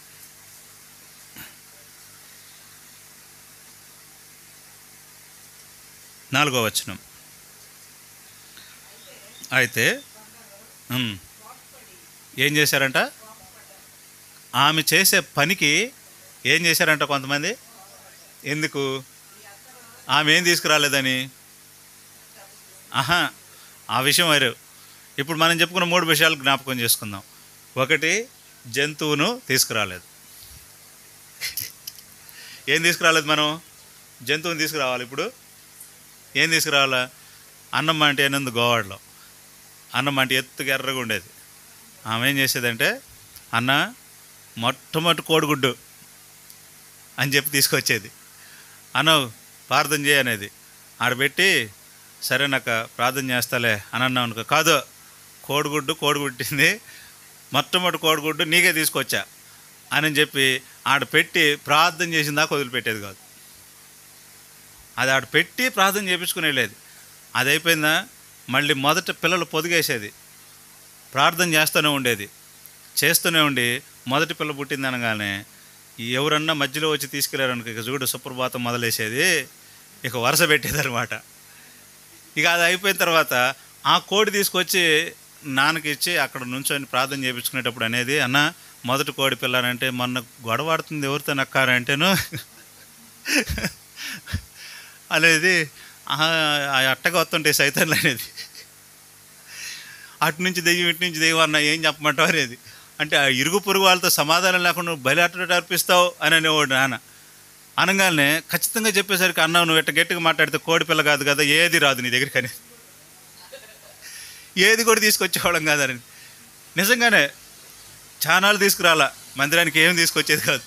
గట్టిగాని చెప్పి, నువ్వే ఆన్లైన్తో తగాదాలాడి నువ్వు 5 తీసుకొచ్చి మందిరంలో ఎత్తంటే నేను ఎట్ట తీసుకోవాలి చెప్పు, దేవుడు అంగీకరిస్తాడా అని చెప్పేవాడు. అంటే దేవుని ఇంటికి రాకుండా నువ్వు ఏది చెల్లించినా ఆయన అంగీకరించేవాడు కాదు. గట్టిగానే చెప్పేసేవాడు, మొహమాట లేకుండా చెప్పేవాడు, నాకు లేకపోయినా ఇష్టమైనవాడు. దానికి ఉదాహరణ ఆయన ఈ మాట చెప్పేవాడు, గట్టింజలు నిలబడితే పొట్టు గాలి కొట్టుకుపోద్దనేవాడు. అంత గట్టిగా మాట్లాడేవాడు. కాబట్టి దేవునికి అర్పించే విషయంలో భౌతిక సంబంధమైనవి అవసరం లేదు. ఆయన చూస్తుంటాడు, అంతే, గమనిస్తుంటాడు, లక్ష్య పెడతాడు. అది హృదయపూర్వకంగా అర్పించేదైతే ఆయన లక్ష్య పెడతాడు. 2వది, నువ్వు ప్రేమించేది ఏదైతే ఉందో లోకంలో, నువ్వు ఎక్కువగా ప్రేమించేది నీ కుమారునే కావచ్చు, లేదా నీ కుమార్తెనే కావచ్చు, లేకపోతే నీ ఇరువురు సంబంధించినవి కావచ్చు. అది దేవుడు నిన్ను అడిగాడు అని అంటే, దేవుని కోసం నువ్వు అర్పించాలి అనుకున్నావంటే అది వెనక తీయకూడదు. ఇందుని బట్టి నువ్వు దేవునికి భయపడవాడు అని నేను ఎరగదు. కాబట్టి దేవునికి భయం ఉందా లేదా? దేవునికి భయపడాలా వద్దా? కాబట్టి దేవునికి భయపడేవారు దేవునికి అర్పణగా చెల్లిస్తారు, దేవుని ప్రేమిస్తారు. నువ్వు ప్రేమించేది దేవునికి నిజంగా అర్పించగలవు. ఇది 2వది. 3వది, యేసుప్రభువు వారు మన వలే మన రూపంలోనికి వచ్చి ఎంతో విలువైన రక్షణ మనకిచ్చాడు, నిత్య జీవం ఇచ్చాడు. నిత్య జీవం అనేది ఈ లోకంలో ఒక సింపుల్ వర్డ్. నిత్య జీవం అనేది ఒక సింపుల్ వర్డ్. ఎవర్ లాస్టింగ్ అనేది ఇంగ్లీష్ పదంలో మారిస్తే, దాన్ని హెబ్రూ పదంలో చూస్తే దానికి అంతం లేదు. హెబ్రీ భాషలో ఏమనుంది? మరణానికి ఇక అంతం అనేది లేదు, మరణం లేదు ఇక.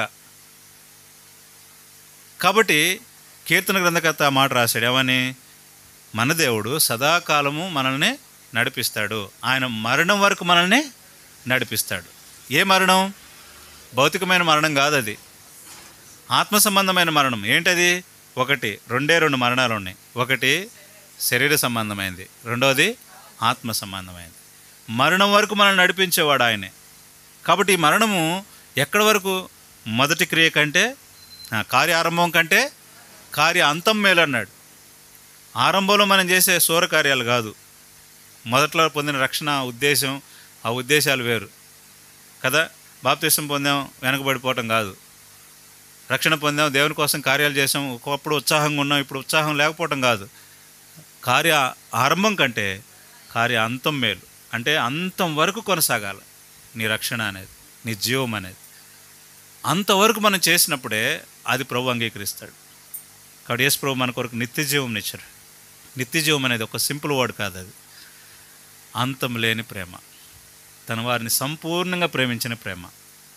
కాబట్టి దానికి రుజువు ఏంటంటే యేసు ప్రభు వారు ఈ లోకానికి రావడం, ఆయనలో మనల్ని ఉంచటం, ఆయన వలె మనల్ని మార్చుకోవడం, మనం ఆయన స్వరూపంలోకి వెళ్ళటం, మన ప్రాణమంతా ఆయన తీసుకోవడం, మనం పొందవలసిన శిక్ష అంతా ఆయన భరించటం. ఎంత గొప్పదైన ప్రేమ!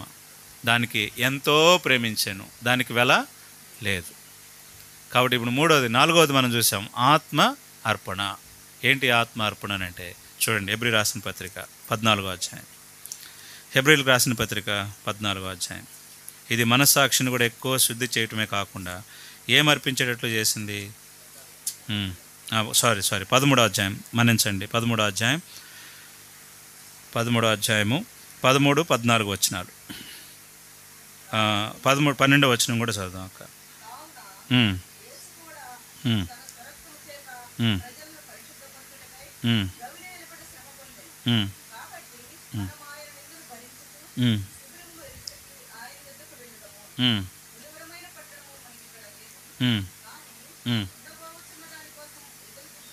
కాబట్టి ఉండబో దాని కొరకు ఎదురు చూస్తున్నాము. కాబట్టి ఆయన ద్వారా ఏం యాగం అంటే ఇది? స్తుతి యాగం చేయదము, అనగా ఆయన నామమును ఒప్పుకుంటూ ఏ ఫలాన్ని అర్పిస్తున్నాము? నోటితో వచ్చే ఫలాలు. జిహ్వ అంటే నాలుకతో. ఈ నాలుకతో వచ్చేదంతా కూడా జిహ్వ నుండి వచ్చేదే, నాలుక నుండి వచ్చే ప్రతి మాట. ఇది ఆత్మ సంగతులు. కాబట్టి స్తుతియాగం అనేది ఎట్లా వస్తుంది? స్తుతి అనేది ఎలాగ వస్తుంది అని అంటే, ఆత్మీయంగా ఉన్న వ్యక్తి మాత్రమే చేయగలుగుతాడు. ఇప్పుడు రోడ్డుని వెళ్ళే వ్యక్తిని తీసుకొని ఆరాధన చేయంటే చేస్తాడా? ఆత్మ సంగతులే పలికేవది ఎవరనంటే స్తుతియాగము చేయవాడు. కాబట్టి నేను ఎల్లప్పుడూ యెహోవాను స్తుతించదను, సన్నతిస్తాను. నా నోట నిత్యము ఆయన కీర్తి నా నోటనుంటుంది. నిత్యము ఆయన కీర్తి మన నోటనుంటుంది. దావీదు అంటాడు కదా మాట. ఎంత గొప్ప సంగతి అది! తన నోట కీర్తి ఉంటుంది. దేవుని కీర్తి అంటే ఆయన ప్రభావం, ఆయన మహిమ ఎప్పుడూ వివరణ ఉంటుంది. ఇది ఎవరు చేయగలుగుతారంటే ఆత్మీయులు మాత్రమే చేయగలుగుతారు. జిహ్వ నుంచి వచ్చే మాటలు, నాలుక నుంచి వచ్చే మాటలు. కాబట్టి లోకంలో కదిలించవనన్నా ముందు ఒక మాట, వెనకాల సుప్రభాతం. ఎక్కడన్నా కదిలిచ్చు, ఎవరినైనా కదిలిచ్చు. ముందు ఒక మాట, వెనక ఒక మాట సుప్రభాతాలు పెడతారు. ఏందో మరి అంత ఘనత వాళ్ళకి. ఈ లోకంలో అయితే గొప్ప కీర్తి అనుకుంటారు. నాకు అర్థం కాదు. ఒక బూత్ తిట్టడం ముందు, వెనకాల ఒక బూత్ తిట్టడం వాళ్ళు ఘనతగా అనుకుంటారు. అది దేవుని కీర్తి తీసుకుని రాదు. చూడండి, జిహ్వను అర్పించుట, ఆత్మ సంబంధమైన ఫలాలు అర్పించుట. ఏంటి ఆత్మ సంబంధమైన? చూడండి, గలతీయులు రాసిన పత్రిక 5:22. గలతీయులు రాసిన పత్రిక 5:22. ఆత్మ ఫలమేమనగా ప్రేమ, సంతోషము, సమాధానము, దీర్ఘశాంతము, దయాళత్వము, మంచితనము, విశ్వాసము, సాత్వికము, ఆశా నిగ్రహము. ఇవన్నీ ఆత్మీయమైన ఫలాలు కదా. మూడేమో ఫస్ట్ మూడువి దేవుని. ఫస్ట్ మూడు దేని? 9 ఉన్నాయి అక్కడ. 9లో 3 ఎవరి? అవి దేవుని. కాబట్టి దేవునికి సంబంధించిన ఆత్మీయమైన ఫలాలు మనలో ఉంచాడా లేదా? ఉందా ప్రేమ? ఉందా సంతోషం? ఉందా సమాధానం? ఉంటే ఎంత గొప్ప సంగతి. అది దేవునికి సంబంధించినవి. దేవునికి నీకు సమాధానం ఉందా? దేవుని నువ్వు సంతోషిస్తున్నావా? దేవుని ప్రేమ నిజంగా నువ్వు కలిగి ఉన్నావా? కాబట్టి ప్రభుని ఆరాధించాలి. ఆత్మీయమైన ఫలాలతో ప్రభుని సేవించుట. ఇవి 3 దేవునికి సంబంధించినవి. మిగతా 2 చూడండి, దీర్ఘశాంతం, దయాళత్వము, మంచితనం. ఇది యేసు ప్రభు వారికి సంబంధించింది. ఏమిటేమిటది? దీర్ఘశాంతం యేసు ప్రభు వారిలో ఉంది. దయాళత్వం ఎవరిలో ఉంది? యేసు ప్రభు వారిలో ఉంది. మంచితనం ఎవరిలో ఉంది? యేసు ప్రభులోనే ఉంది. కాబట్టి 3 ఫలాలు ఇప్పుడు మనలో కూడా ఉండాలి. ఇవి ఆరాధించేటప్పుడు ప్రభువా ఇవి కూడా నేను నీకు అర్పిస్తున్నాను ఆయన అని అర్పించాలి. ఆత్మ ఫలాలు. ఆత్మీయమైన వ్యక్తులంగా, యేసు ప్రభుని కలిగిన వారంగా ప్రభును మనము ఆరాధించాలి. ఈ 3 యేసు ప్రభు వారికి సంబంధించినవి. పరిశుద్ధాత్మకు సంబంధించిన 3 ఆఖరివి చూడండి. ఏమేమి ఉన్నాయి? విశ్వాసము, సాత్వికము, ఆశా నిగ్రహం. ఈ 3 దేనికి సంబంధించినవి? పరిశుద్ధాత్మకు సంబంధించినవి. ఈ 3 మన జీవితాన్ని కూడా ఆస్వాదించుకోవాలా. మన వ్యక్తిగతమైన జీవితానికి కూడా ఆస్వాదిస్తూ ప్రభుని ఆరాధించాలి. ఏం కలిగి ఉంటాము? సాత్వికం కలిగి ఉండుట. కాబట్టి మనము సాత్వికంగా ప్రభుని సేవించుట అంటే ఎక్కువ పోము, తక్కువ పోము. దేవుని ప్రేమించే విషయాల్లో ఎక్కువగా వెళ్ళ అవసరం లేదు, తక్కువగా వెళ్ళ అవసరం లేదు. ఒకవేళ నువ్వు ఎక్కువగా వెళ్ళి తగ్గిపోయావు అనుకో, ప్రభు అంగీకరిస్తాడా? ఆత్మీయమైన ఫలమేనది. మొదట్లో రక్షణ పొందినప్పుడు ఏమో ఉద్రేకంగా వచ్చావు, ఆఖరికి ఏమైపోయింది? వెనకబడిపోయినావు. అది రాదు, అది ప్రభు అంగీకరించాడు. అది మనం ఏ కాయతో చూడాలా, ఏ ఫలంగా చూడాలి? మనం జబ్బు ఫలంగా చూడాలా, అంతే కదా. ఆత్మఫలాల్లో ఎన్ని జబ్బులు ఉంటాయి? అవి కూడా ఉన్నాయి అన్న అంటావేమో. పైన ఉన్నాయి, 21వ వచనంలో ఉన్నాయి. ఉన్నాయా లేవా? 21వ వచనం నుంచి స్టార్ట్ అవుతాయి, 19 నుంచే ఉన్నాయి ఇంకా చెప్పాలంటే. కాబట్టి 19 నుంచి మనం చదివితే అవన్నీ జబ్బు ఫలాలే, అవి దేనికి సరి పనికిరావు. కాబట్టి చూడండి, దేవుని వాక్యంలో ఈ మాట రాయబడింది. 1 సాత్వికము, 2వది ఆశా నిగ్రహము, విశ్వాసము, సాత్వికము, ఆశా నిగ్రహం. ఇవన్నీ కూడా పరిశుద్ధాత్మను మనకు కలిగించేవి. కాబట్టి విశ్వాసం లేకుండా, సాత్వికం లేకుండా, ఆశా నిగ్రహం అంటే మనం దేవునికి చేరాలి అనే ఆశ మనం కలిగి ఉండాలి. ఆశా నిగ్రహం దేన్ని చూపిస్తుందంటే నిరీక్షణ, దేవుని వైపు కలిగి ఉండట, దేవుని నుండి కలిగి ఉండేవి. ఇవన్నీ మనం కలిగి ఉండటం ఎంతో సంతోషం. కాబట్టి దేవునికి అర్పించే అర్పణ ఆత్మఫలము. ఇవన్నీ ఎవరి ద్వారా పొందామో చెప్పండి ఇప్పుడు. ఎవరి ద్వారా?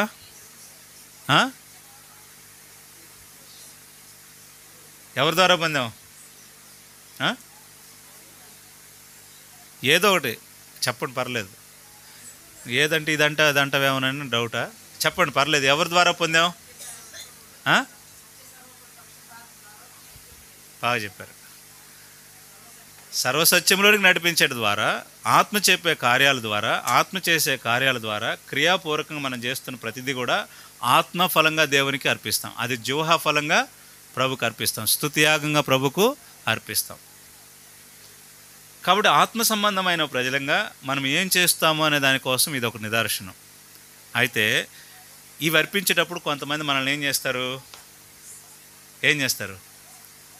ఇవి అర్పించేటప్పుడు, నిజంగా మనం చేసేటప్పుడు కొంతమంది ఏమంటారు చెప్పండి? నీకు బాగా ఎక్కువ ఉన్నాయి అనుకుంటేనే తీసుకెళ్ళి అప్పగిచ్చేస్తున్నావు అంటారు. మన దగ్గర కలిగి ఉన్న వాటితో ప్రభుని సేవించడం వేరు, ఇప్పుడు ఆత్మీయంగా మనం చేసే ఫలాలు వేరు. కాబట్టి ఎక్కువ ఆత్మీయత మనం కలిగి ఉండడం ద్వారా ప్రభుకి ఎక్కువైన క్రియాపూర్వకమైన జిహ్వా ఫలాలు ప్రభుకు అర్పించగలం. అంటే ఇవన్నీ తీసుకొచ్చి అప్పగించమని కాదు, ఆత్మీయంగా మనం ఎలాగ ఉండాలనో అవన్నీ మనం కలిగి ఉండట గొప్ప సంగతి కదా. మనం కలిగి ఉండటం గొప్ప సంగతి. ఇవి కలిగి లేకపోతే నేను ఈ పొందేదాని కొరకు నేను సిద్ధపడుతున్నానయా అని చెయ్యి. ఆత్మీయమైన ఫలాలు నీలో లేకపోతే, ప్రభుకి జిహ్వా ఫలం నువ్వు అర్పించలేకపోతే ఇవి నీలో లేవని అర్థం. నువ్వు దేవునికి అర్పిస్తున్నావనంటే అవునయ్యా ఇది నా ఆత్మీయమైన అర్పణ అని చెప్పగలవు. సత్యముతో క్రియాపూర్వకంగా చేసేది ఇది. పరిశుద్ధాత్ముడు సర్వసత్యంలోనికి నడిపించేది.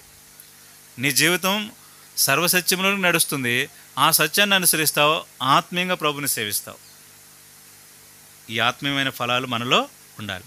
ఒక చేను సరిగ్గా పండలేదనుకో, ఫలించిందంటావా ఫలించలేదంటావా? దాన్ని ఫలించేదానికోసం ఎన్ని ఎరువులు వేస్తాం మనం, ఎంత కష్టపడతాం, ఎంత నీరు పెడతాం, ఎంత ఎరువు వేస్తాం. మన ఆత్మీయ జీవితానికి కూడా అది చాలా ప్రాముఖ్యమైనది. ఎన్ని రకాలైన వాక్యం ద్వారా, ఎన్ని రకాలైన సేవకుల ద్వారా మనల్ని హెచ్చరిస్తున్నాడో, పురుకొల్పిస్తున్నాడో, ప్రోత్సహిస్తున్నాడో చెప్పలేం కదా. అందుకని నేను కూర్చోడానికి ఇష్టపడతా, బోధ చేయడానికి ఇష్టపడను. ఇది ఎట్లాగా ఉంటుంది నా పరిస్థితి.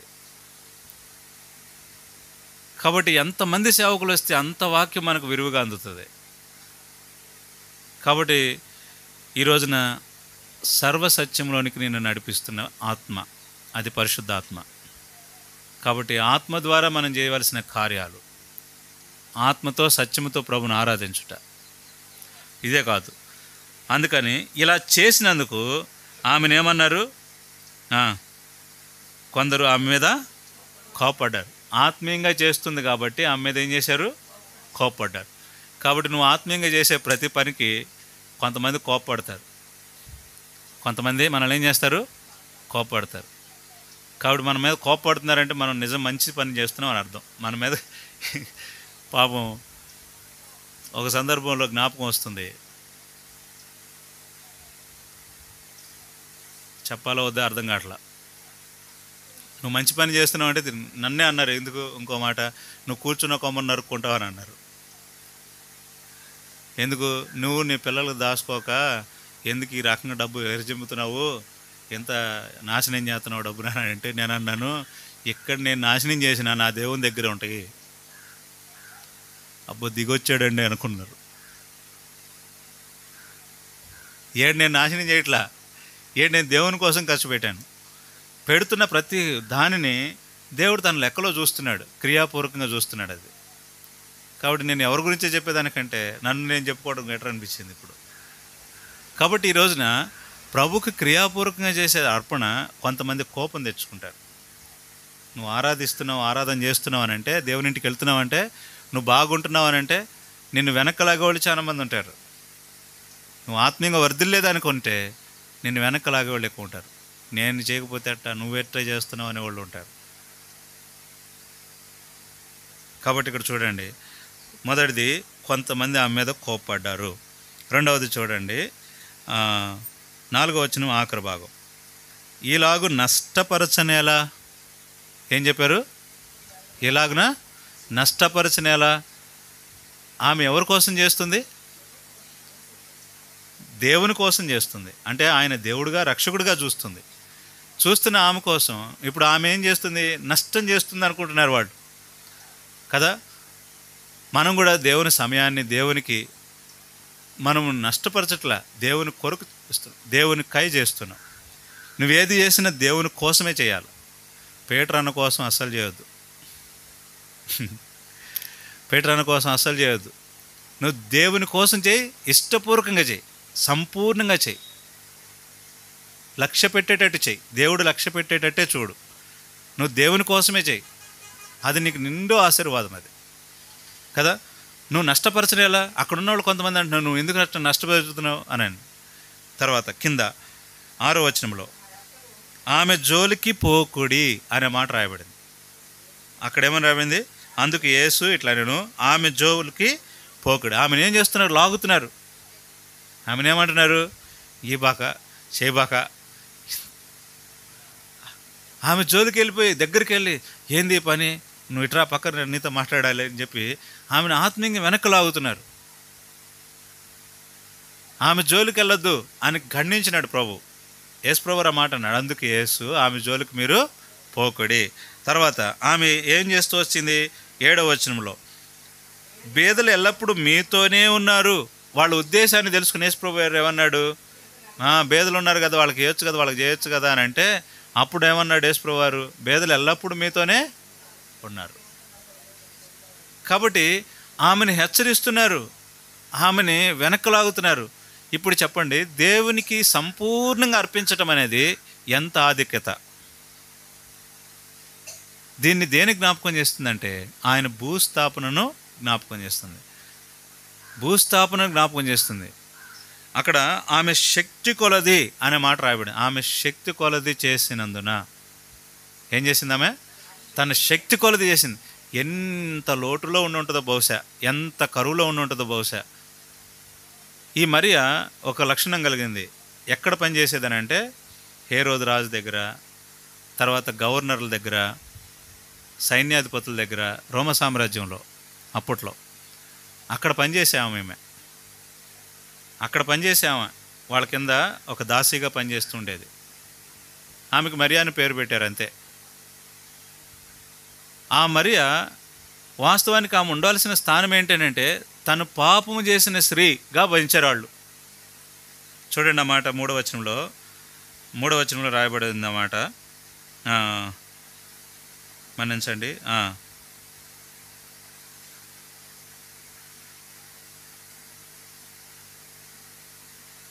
అయితే కొందరు ఆమె మీద కోప్పడ్డారు.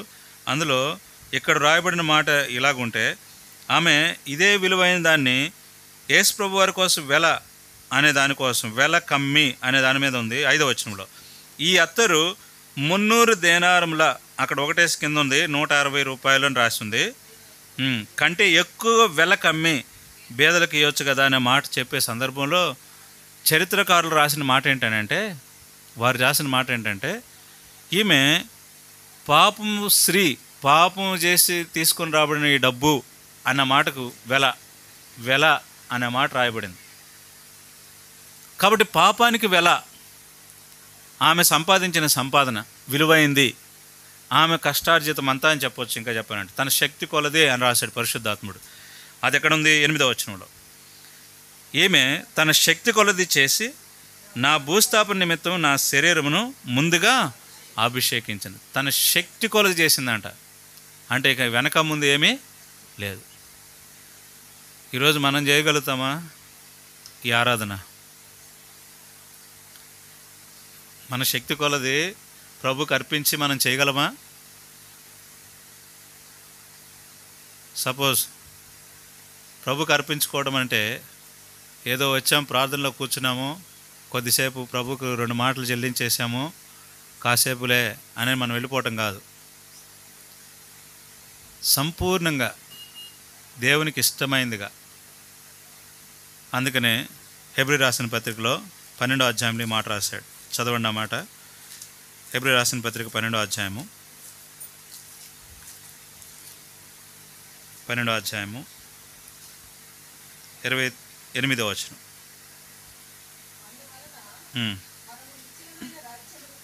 నిశ్చలమైన రాజ్యం పొంది దైవకృప కలిగి ఉందము. ఆ కృప కలిగి వినయ భయభక్తులతో దేవునికి ప్రీతికరమైన సేవ చేయదు. ఏలయనగా అక్కడ ఒక మాట ఉంది. ఏమనుంది? ప్రీతికరమైన సేవ. అంటే దేవునికి ప్రీతికరమైంది, అత్యంత ఇష్టమైంది, అది నిజమైన సేవ. అంటే హృదయపూర్వకంగా ప్రభుకు సమర్పిస్తూ మన ఆత్మ ఫలాలు, ఆత్మీయమైన దేహం పరిశుద్ధంగా సజీవ యాగంగా అనుకూలంగా దేవునికి జీవించడం గొప్ప సంగతి. అలా ఆరాధించడం గొప్ప సంగతి. లోకంలో ఎవరైనా కలిదిచ్చు, వాళ్ళు ఏమంటారంటే మనోళ్ళేనా అని అంటారు ముందు. ఏ పేరు పెడతారు ముందనంటే మనోళ్ళేనా అని అంటారు. మా వాళ్ళు అటు వెళ్ళొద్దన్నారండి, మా వాళ్ళు ఇటు ఆరాధన చేయొద్దన్నారండి, అక్కడికి వెళ్ళొద్దండి, మీ వాళ్ళు కట్టించిన మందిరంలోకి వెళ్ళమన్నారండి. మా వాళ్ళు మీ వాళ్ళు అంట. చూడండి, వాళ్ళు వీళ్ళు చేసే ఆరాధనలో ఈ అనుభవం ఉంటే గొప్ప సంగతి. ఈ అనుభవం లేకపోతే నువ్వు ఎన్ని స్థలాలకు వెళ్ళినా ఏం చేసినా ఆరాధన ప్రయోజనం లేదు దానికి. కాబట్టి ప్రభుకు ప్రీతికరమైన సేవ అంటే ఆయనకి ఇష్టమైన కార్యం, ఇష్టమైన పనులు, దేవునికి విలువైనది, యోగ్యమైనది, పవిత్రమైనది, పరిశుద్ధమైనది ప్రభుకు అప్పగించుకోవడం గొప్ప సంగతి. కాబట్టి అది ఎవరిలో ఉంది అని అంటే మనం మాత్రమే చేయగలం. దేవదూతలు చేయలేరు. ఎవరు చేయలేరు? చెప్పండి, ఎవరు చేయలేరు? దేవదూతలు చేస్తారా? దేవదూతలు చేయగలరు? ఇవన్నీ చేయలేరు. కానీ మనం చేయగలం. దేవుడు నీకు అవకాశం ఇచ్చాడు. ఇది ఈ అవకాశాన్ని నష్టపరుచుకోవద్దు. ఆరాధించేటప్పుడు సంపూర్ణంగా ప్రభుని హృదయపూర్వకంగా ఆరాధించి, నోరు తెరిచి ఆరాధించి, గట్టిగా చేయి. ఆరాధనలోకి వెళ్దాం రండి. తన శక్తి కొలది చేసిన ఆరాధన ఆరంభించండి.